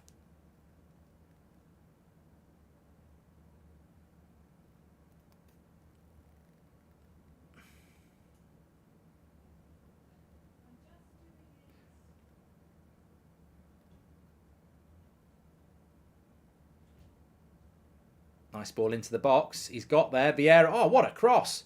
Saka. Oh, he got that wrong. Saka. How did he not find Odegaard? It's Vieira breaking the lines again. Here's Odegaard. That's a save by Pickford. It's a good save. Vieira shoots over. And I tell you what, they should have taken the lead. It's probably the best 30 seconds of Arsenal's game. And how they would love to have scored here. Intelligent run by Vieira. He puts a lovely cross in. And Nketiah's just not on that wavelength. But Saka's cross is bad. He goes for Nketiah and he should have gone for Odegaard. Odegaard gets a chance from Rice. Straight at the keeper, to be honest. We say it's a good save. It's one for the cameras. He's got 2 hands on it. Palmed it away.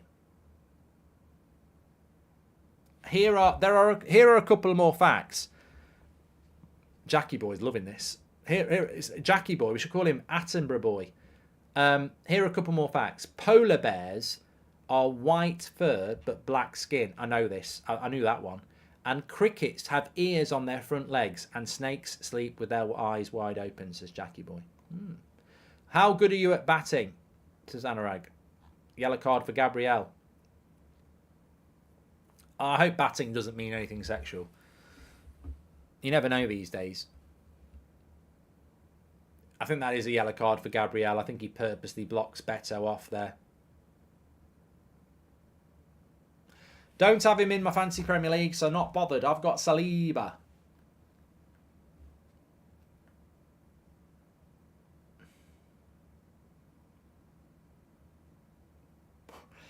I knew somebody would. Tom Play says, "Cheers, Gabriel. That's more points gone in the fantasy Premier League." You never know. He could get a goal at the other end. That's what Sale's boyfriend's hoping for. I knew I'd get there in the end. You said Onana was top 3 in the Premier League. Do you doubt him, says NA? No, mate, I said United would win the Champions League.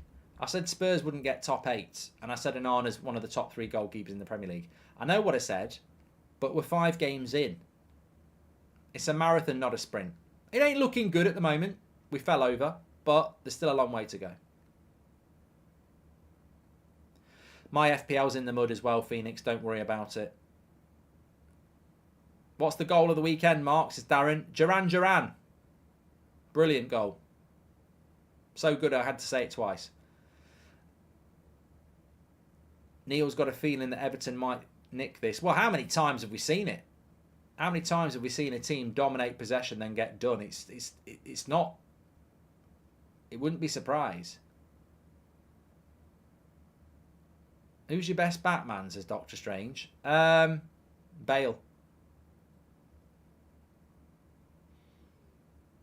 It's a lovely switch of the play out to Saka. Look how they double up on him straight away though. Odegaard. Still got it though.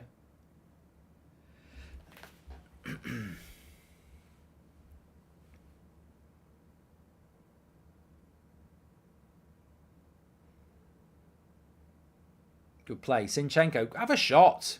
Have a shot. Good block. Yeah. I think they've got to start doing that. If I was Arteta, I'd say, look, you know, you're probably not going to score, but it's got to be worth having a shot.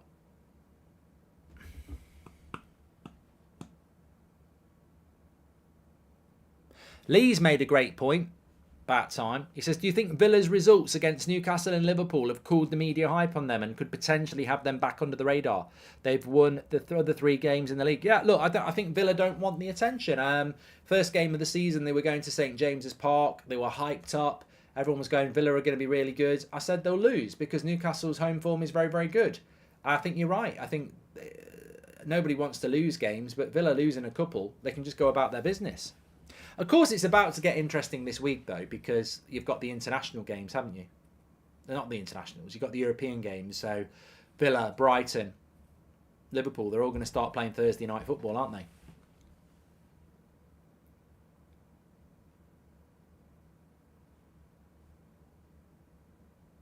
Would you swap Eric Ten Hag for Nagelsmann, says Nemanja? No. Wait, no, I'm not. No. Just no. Oh, I need to get the stats carousel rolling round for you. Remember, it's sponsored by OneFootball. You can download it for free. Links in the description. Get all your latest breaking football news, transfer news, stats. They individualise the stats as well, so you can see how your favourite player's doing. Download it for free through the link in the description. Apple and Android and everything else.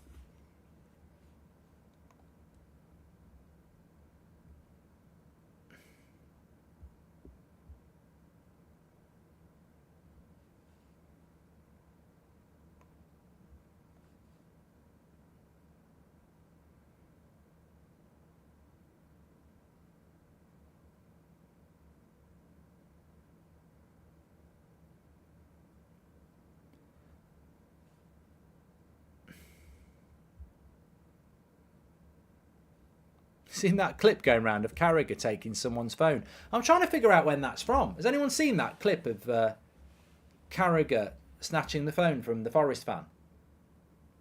But it's at Forest and they haven't played this weekend. Doesn't make any sense. Carragher needs to be careful. It's not the first time he's done something like that, is it? At least there was no bodily fluids involved. Oh, it was last season. Oh, come on, let's move on. It was ages ago. I thought it happened today. I thought it happened this week. Oh, that. Why is it being put out there now then? Forget about that. Raya there controlled it on his legs. Which is what people normally do, to be fair. He's been immaculate. This is where Arsenal need to do it now. Everton were in their half. This is where, lovely run by Trossard, but they've got to make it work quicker. Nah, they've slowed it down. Everton get back now. Would you swap Bruno for Enzo, Mark? No, Ali, I wouldn't.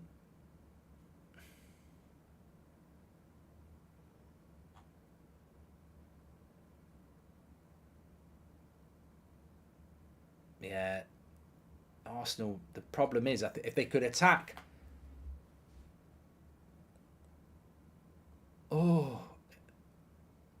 I think if Arsenal could get at this Everton defence when it was stretched, they'd have had a better chance. But they're just getting back into position all the time, Everton. They're very well drilled at the moment. You may as well call them Bosch.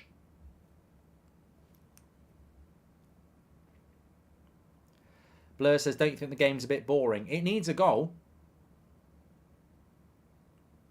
As I say, I don't know whether we've got any Everton fans watching, but you know, I wouldn't say. I mean, it's not for me as a fan of football for very many years. I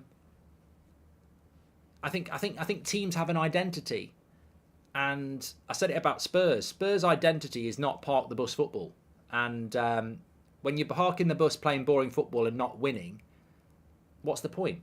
And Everton are not a park the bus team as well. I don't know. Look, Everton fans are very loyal. I remember we're like doing the Talk Sport show last year and saying that Lampard's rubbish and he needs to go, and they were very loyal to Lampard, and I'm sure they're very loyal to Dyche. And you know, fans of a club have the right to, more right than anybody, to say what they want.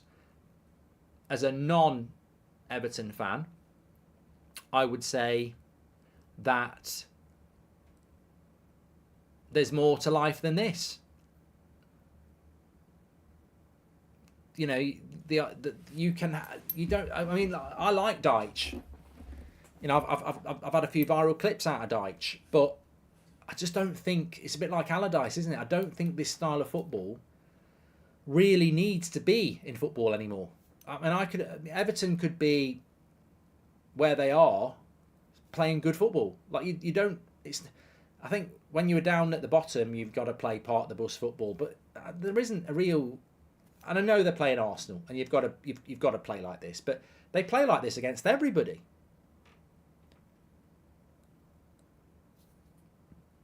Lovely ball into Trossard there. If this leads to a goal, that ball by Zinchenko was amazing, and it doesn't lead to a goal, but it was still amazing. Are you going to do a Burnley versus Forest watch along tomorrow, Dale? No, because it's European week, isn't it? So I will not do that tomorrow.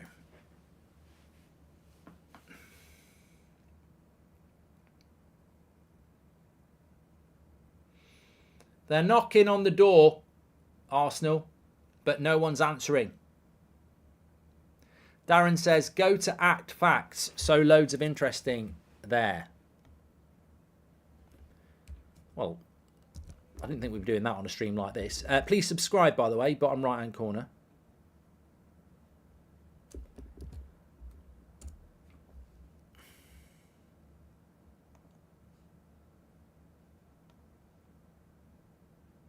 Here's an interesting fact for you.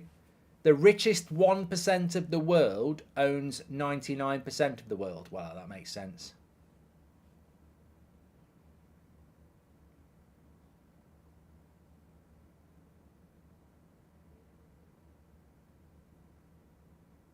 Drinking white or green tea every day will minimise the environmental damage done to your skin.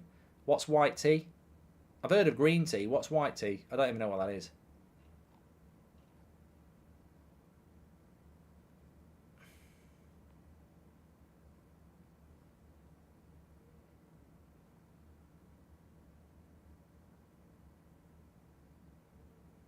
This is a good one. Intelligent men tend to be more faithful.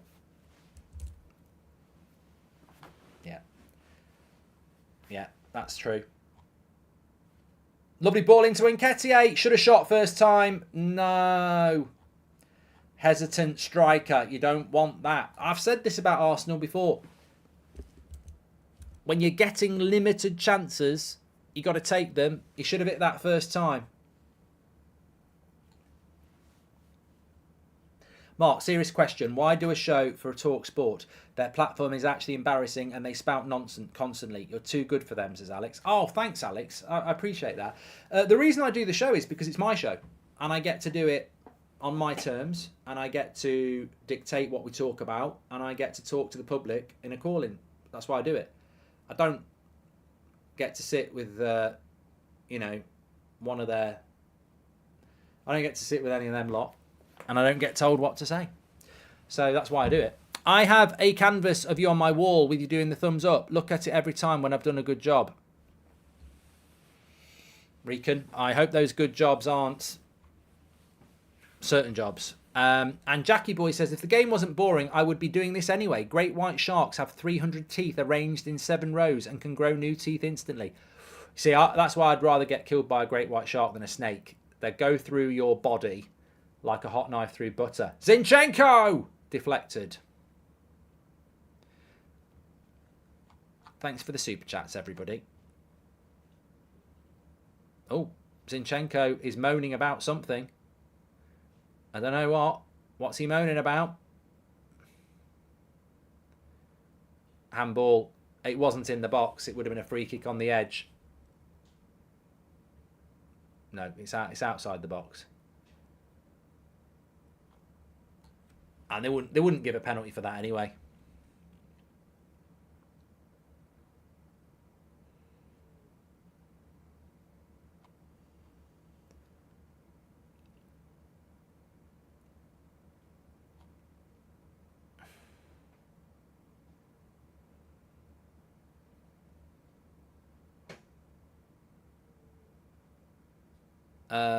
Jack says, I love your discussions, but I hate that you have to say you like a player before saying something against him. Political bridge. Well, no. I like Rashford as a player, but his defensive work isn't good enough. It's an issue. I don't say I like a player, Fellaini, I never used to say that. Hi, Mark. Big fan. Wanted to know what your favourite part of managing the YouTube All-Stars team was, says Greg. Just a nice bunch of lads, really. It was just an enjoyable day. Gutted. I think we would have won if we'd just had a couple of things. If we had a couple of players from last year and Theo hadn't got injured, I think we would have won. But the cards were stacked against us last week. Which player from City would you take for United, says IR3. Oh, God, there's a big list, mate. There's a big list.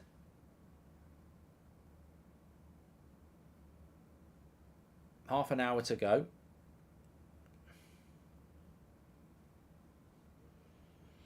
Noah Beck was needed for you. I mean, I actually think Noah Beck might have been a bit too far. He is a bit of a cheat code. I wouldn't even argue about that. I think Harry Pinero, Castro, those two would have made a big difference.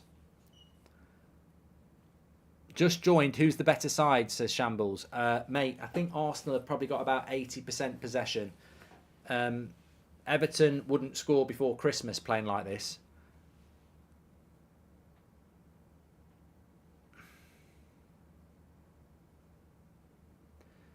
Look, I don't want Arsenal to win, but I'm bordering on it because this is anti-football from Everton. And, playing like this at the start of September, I'd understand it in April, if the point's going to keep you up. You've got to sell 5 players from Man United. Who would you sell, says Bush? Maguire, McTominay, Donny van der Beek, Martial, and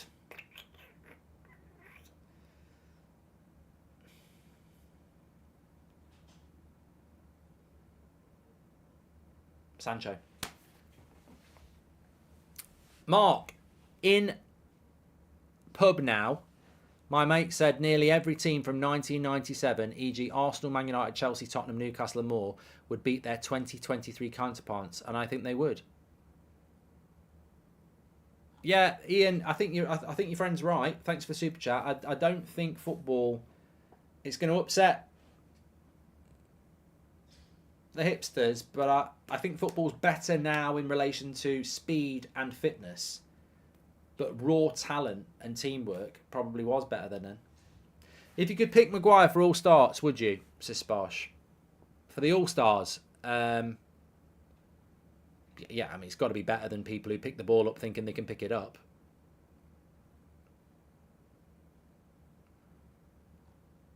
What do you think about the new owners of Everton, says Harvard? Harvard? I don't know. I just don't know. I don't know anything about them. Pray tell. I don't know anything about the new owners of Everton. I've got no insight at all.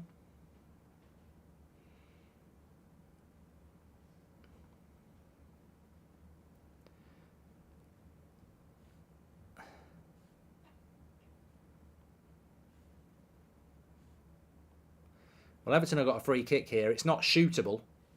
We've got to try and whip it in the box.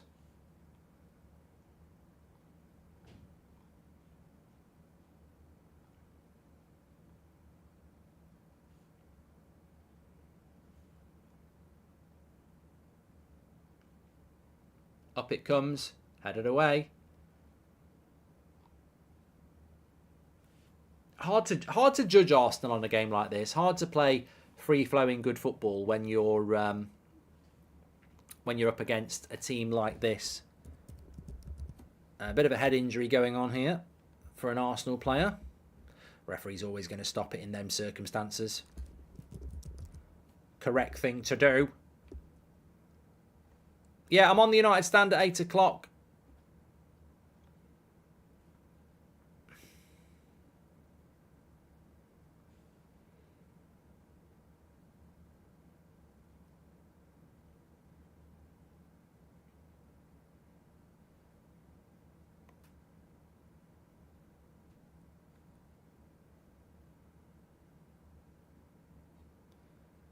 Drinks break for the players.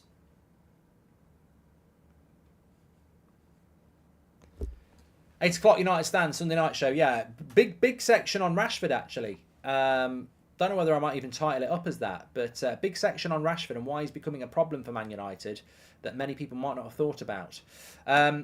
Just a bit of a break here. Nketiah is off and Jesus is on. He's put a shift in for 65 minutes. Could this make it? Goldbridge versus Neville, says Shry. Never going to happen. Don't want to entertain it anymore.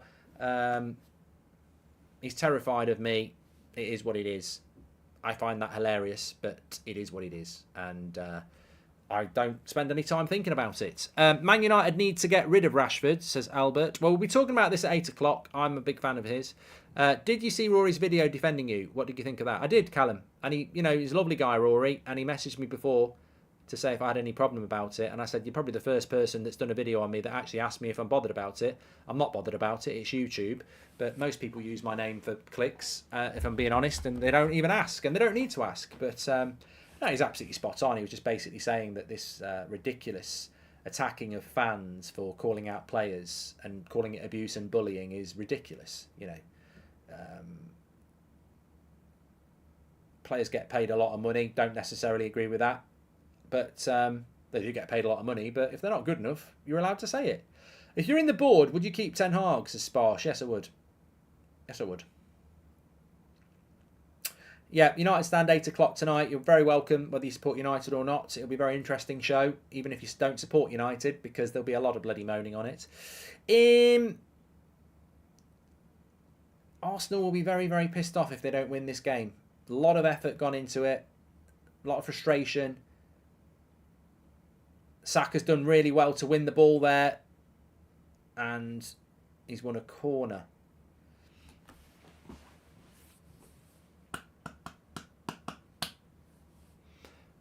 Thoughts on Drogba, Henry, Torres and Rooney, says Rohan. Well, you've just named 4 very, very good attackers in the Premier League era. Torres at Liverpool, when he first came over, was almost unplayable. Drogba, I couldn't stand him because he was unplayable.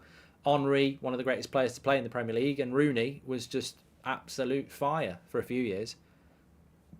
Can Liverpool win the Premier League, says Reese? No. Man City are just too far ahead. Odegaard with the cross. No one's going to get on the end of that.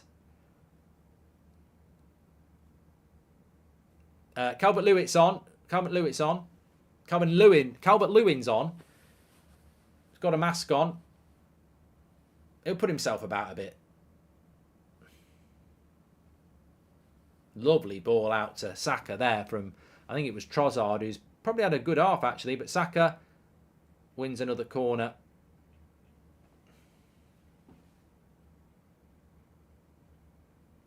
Hold on a minute. Might be raining out there. Oh, not half. Not half. It's definitely raining. Here comes the rain again. Annie Lennox is in my garden. If you're old enough, you know what I mean. Right, corner for Arsenal. Please do subscribe, by the way, bottom right-hand corner. Thanks for tuning in. We had a vote going on about who should be Arsenal's number one. 42% say Ramsdale, 58% saying Raya. He's not really been tested today, Raya. Here's Saka, that's the cutback. What a goal. What was I just saying about Trossard? What did I just say about Trossard? He's been brilliant this second half. Saka with the assist, finally gets some FPL points. And that is a lovely, lovely finish by Trossard. He has been really good since he came on. And you know what? Keeper can't get anywhere near it.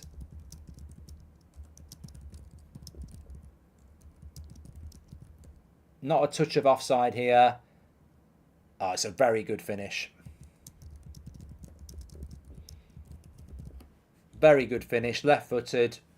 Steers it in. Oh, that's brilliant. You can't. Whatever you think about Pickford, you can't do anything about that. The technique here. On the bounce. Curling away, but hitting the post.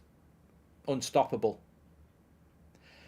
And you know what? That's the thing, isn't it? You know, you look at it. Do you ever think Casemiro is going through Rooney drop-offs as Daniel Luciano? You look at it and you go, well, hello.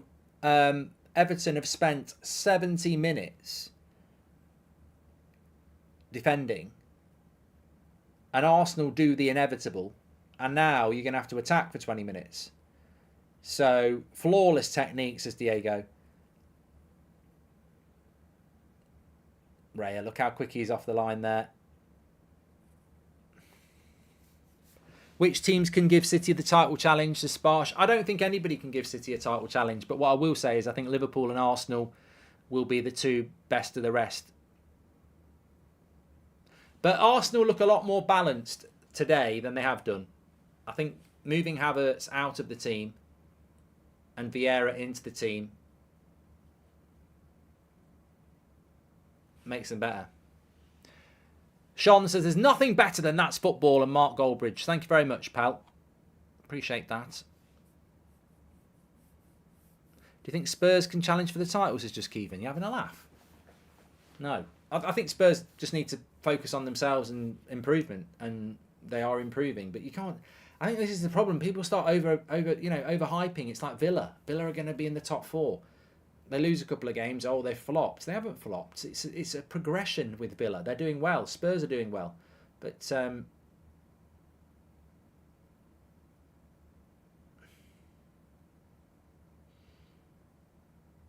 Spurs have, Everton have got a... I am doing an AC Milan watch along with Newcastle King Kong on Tuesday, 6 o'clock kickoff.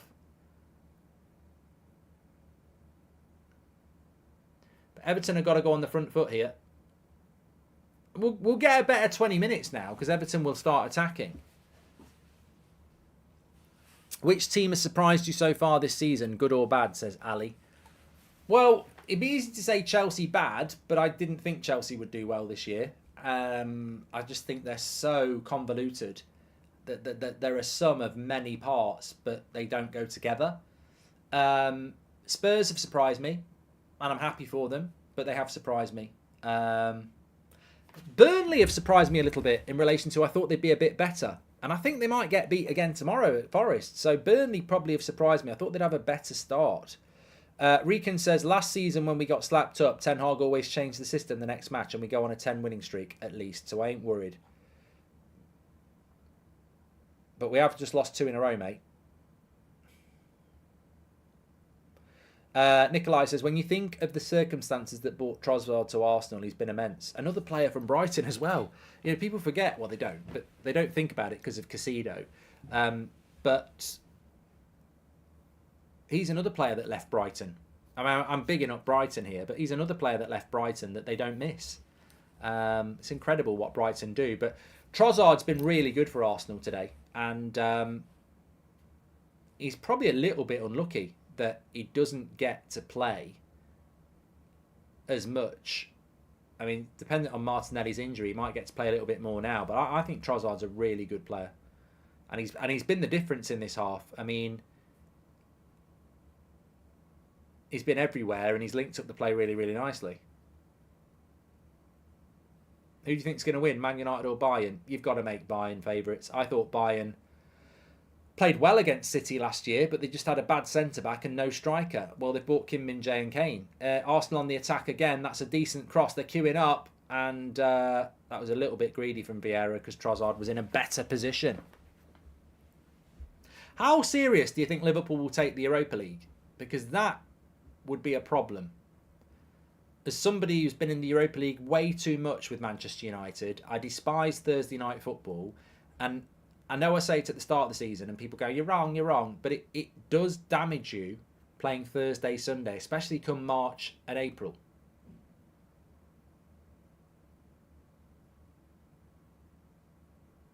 You know what?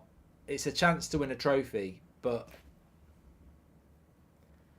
So I think Liverpool will take it seriously, but it can be a problem, especially when teams are picking up so many injuries and playing so much football. I think they've got to rotate. I agree with LV.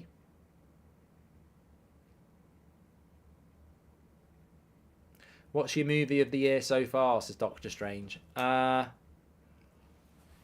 best movie I've watched this year in the cinema was Pulp Fiction. I'd like to go and watch it again in the cinema. But Oppenheimer was good. I enjoyed it.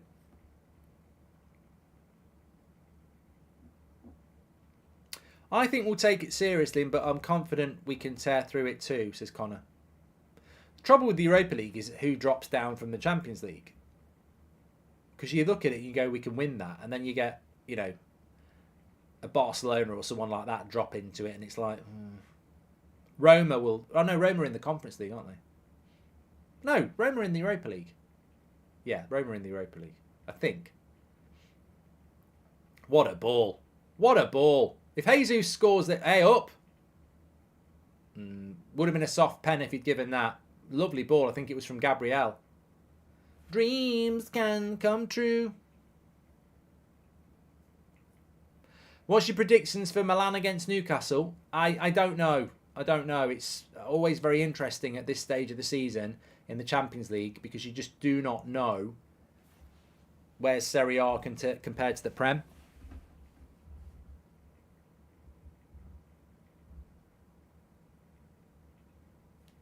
I'm really glad to have Thursday night back. It's such a horrible feeling watching Champions League football Tuesday, Wednesday, knowing you've got to do a watch along on Thursday for United. I just look forward to having Thursdays free.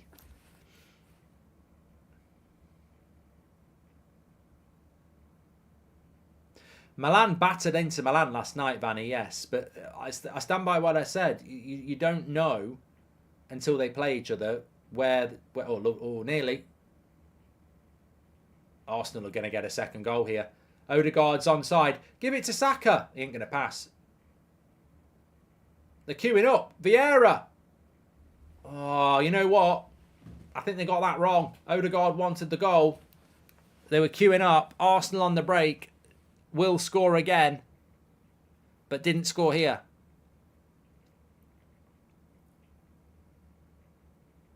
Oh, sorry, Milan lost it into 5-1 last night. I didn't watch it. I don't normally do my Serie A highlights until Sunday night.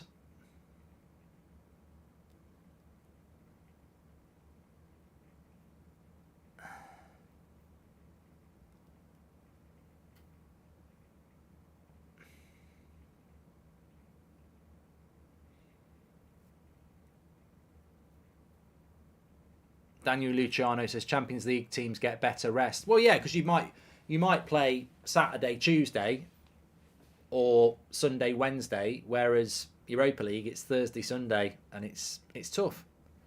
Tough.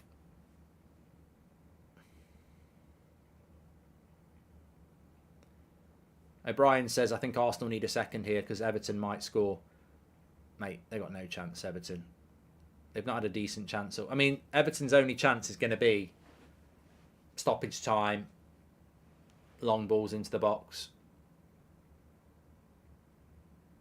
Havertz is coming on. Well, maybe that's Everton's best chance.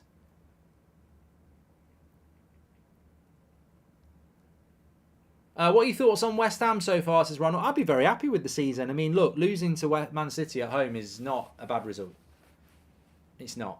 You know, you just need to wipe that away and get back next week.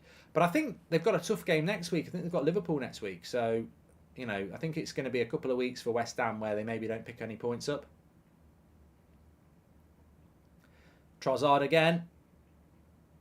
Pickford's off his line. Offside.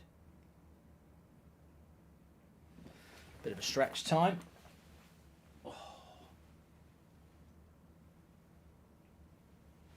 Oh, I'll tell you what, this is what I got.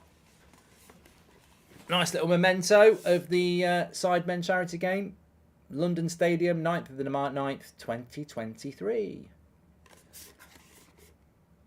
YouTube All-Stars. Sidemen.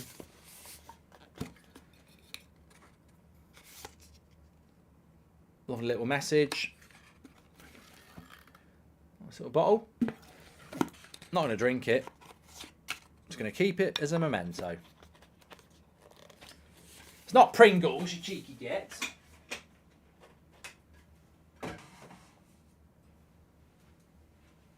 That was worth it, having a stretch. Havertz is coming on for Arsenal. He's coming on for Vieira. Will Ashley Young ever retire, says Sparsh. He's done well to keep going, Ashley Young, because I thought he was finished at United and he's been to Inter, Villa and Everton.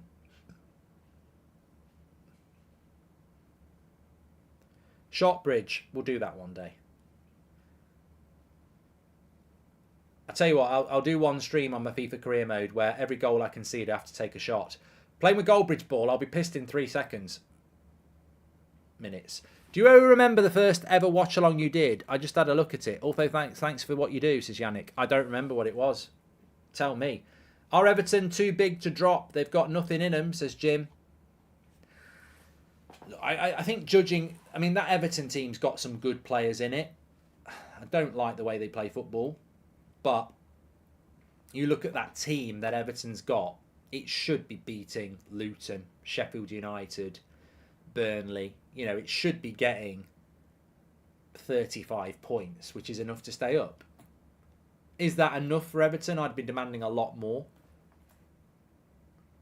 And maybe the new owners will.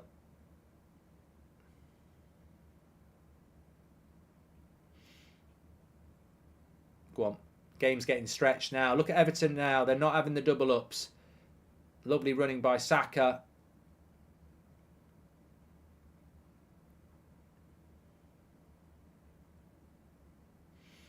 Arteta didn't play beautiful football in his second season. Give Ten Hag peace, says Arthur. Thanks, Arthur.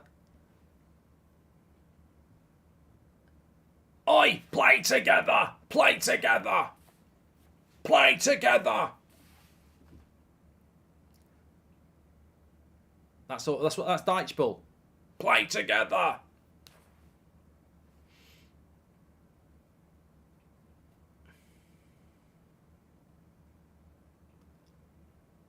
LFC says, shaving with Goldbridge, facial hair, of course.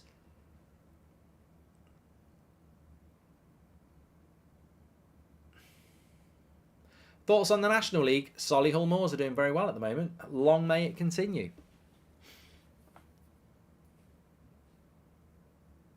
Liverpool versus Man United Europa League final in Dublin, says Jamie. I don't think United will get knocked out in the group stage. I mean, I know Bayern Munich are there, but we've got Galatasaray and Copenhagen, so I still think we'll get through the group.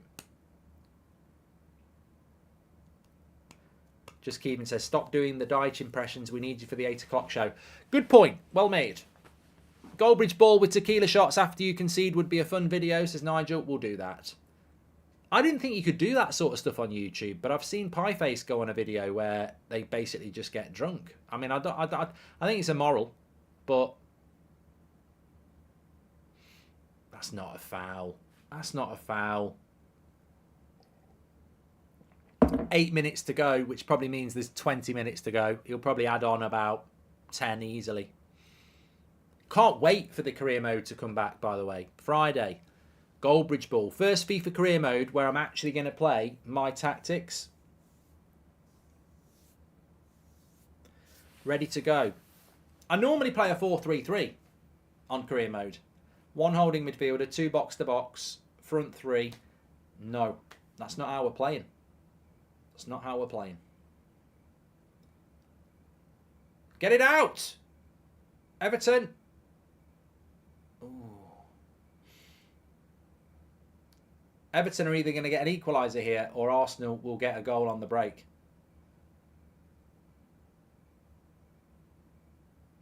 I'm doing a Sunday show at 8 o'clock. We're talking about Rashford. Well, it's one of the things we're talking about. We're talking about the dressing room as well. Has Ten Hag lost the dressing room? Wan-Bissaka's out for 2 months, by the way.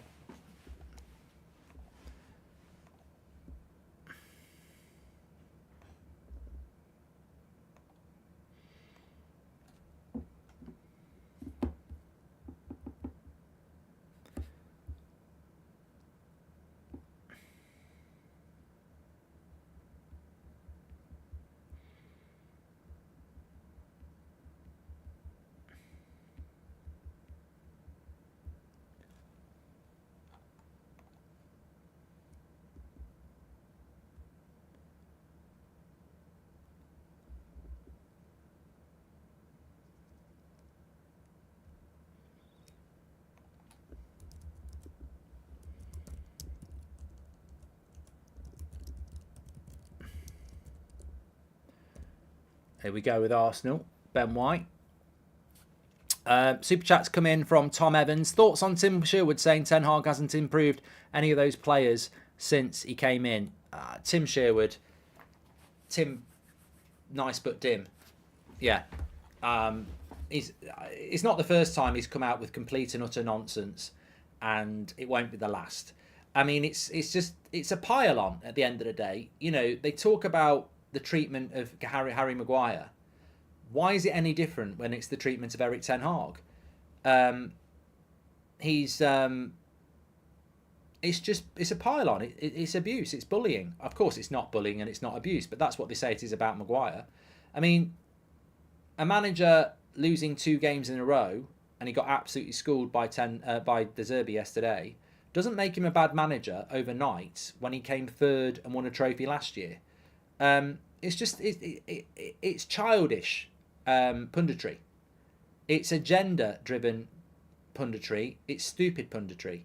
I can watch Arsenal and give them praise. I can watch Liverpool and give them praise. I want them to lose. Of course I do. But I can give them praise.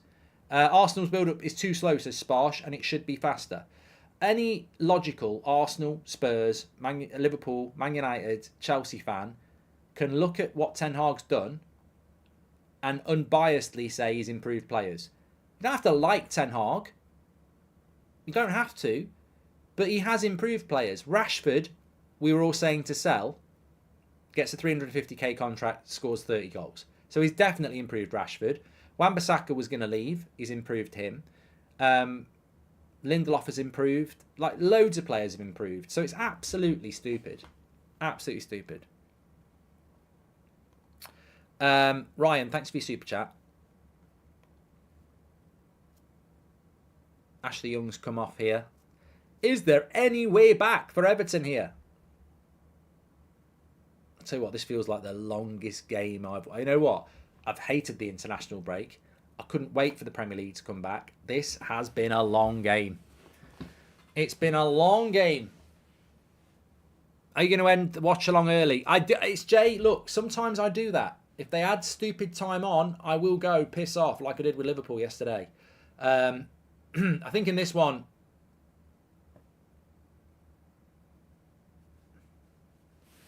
with this one, it's a little bit different because it's tight.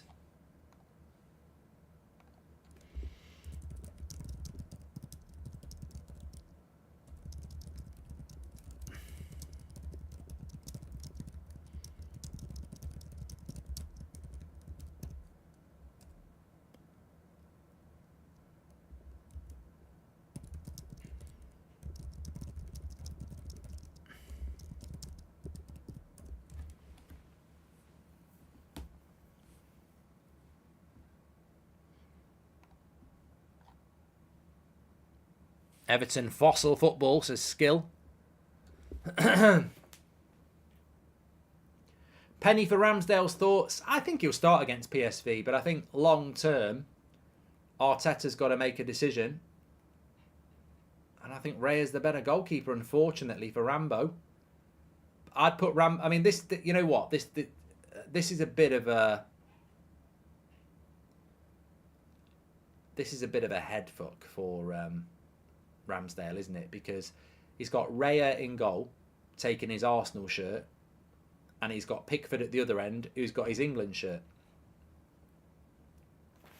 Oscar, thanks for your super chat, mate. Who starts... Well, Strime is right. Who starts against Spurs will be the big thing. Yeah.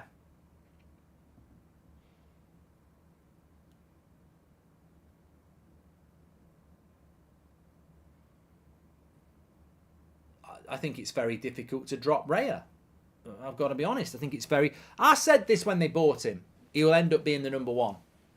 And he'll be given the chance to be the number one. And as long as he doesn't make a mistake, he'll keep it.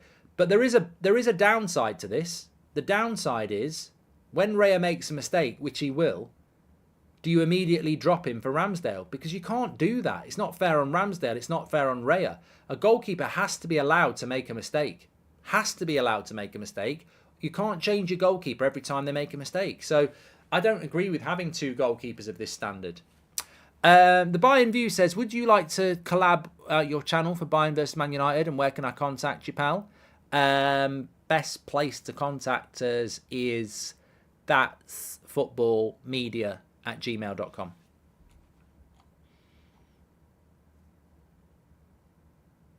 That's footballmedia@gmail.com. I'm actually, that reminds me, I'm looking for an editor. For me. Not for United Stand, not so that's football, an editor. To be Goldbridge's personal video editor. I'm gonna put an ad out soon.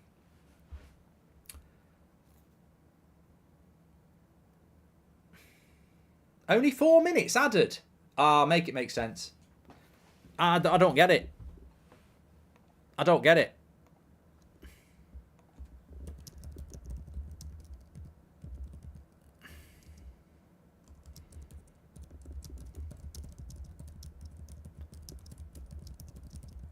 I've got no idea how they do it now.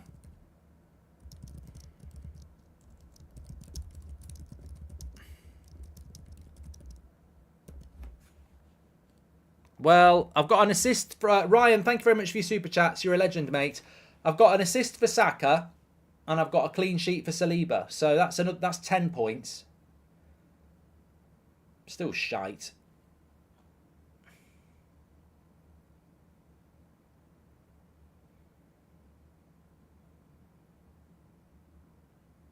Tim says, I'd play Ramsdale for league games and Raya for cup competitions. Yeah, but it doesn't work, mate. It's not fair on the defence to keep changing the goalkeeper, because I've told this story before. When I was 15, because it was a school team, when I was 15, last year before you do your A-levels, we had a really good school team. And the school goalkeeper was different to the team goalkeeper I played with on a Sunday. But weirdly, most of the school team played for my Sunday team. But we had a different goalkeeper for Sunday and a different goalkeeper for school. And I had the same lad who used to play centre-back with me. And it was really difficult because the goalkeeper on a Sunday wasn't as good as the goalkeeper for the school, but he was more vocal. And the goalkeeper for the school never came out of his box, but the goalkeeper on a Sunday did. And it was tough. It was tough because, every game you were like, who's in goal? Right, okay, we've got this, Whereas, obviously, it's a lot easier if your goalkeeper's the same every week because you build that relationship.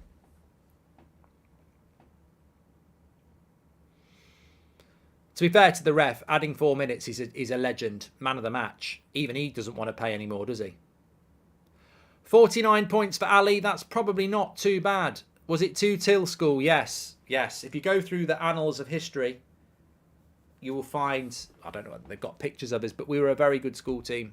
I think we won 3 out of the 4 tournaments we played in. No, we won 2 out of the 4 tournaments we played in. We got knocked out in an amazing game that kicked off at 3 o'clock with hardly anybody watching. And in the second half, that school finished for the day, and most of their school came down and watched it. It was unbelievable. Hostile. Well, a lot of Everton fans leaving early.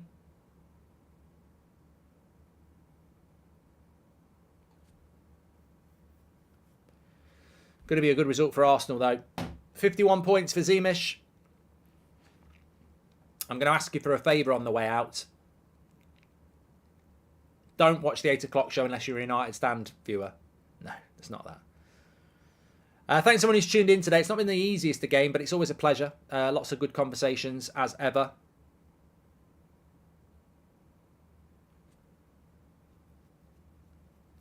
And Everton lose again without scoring.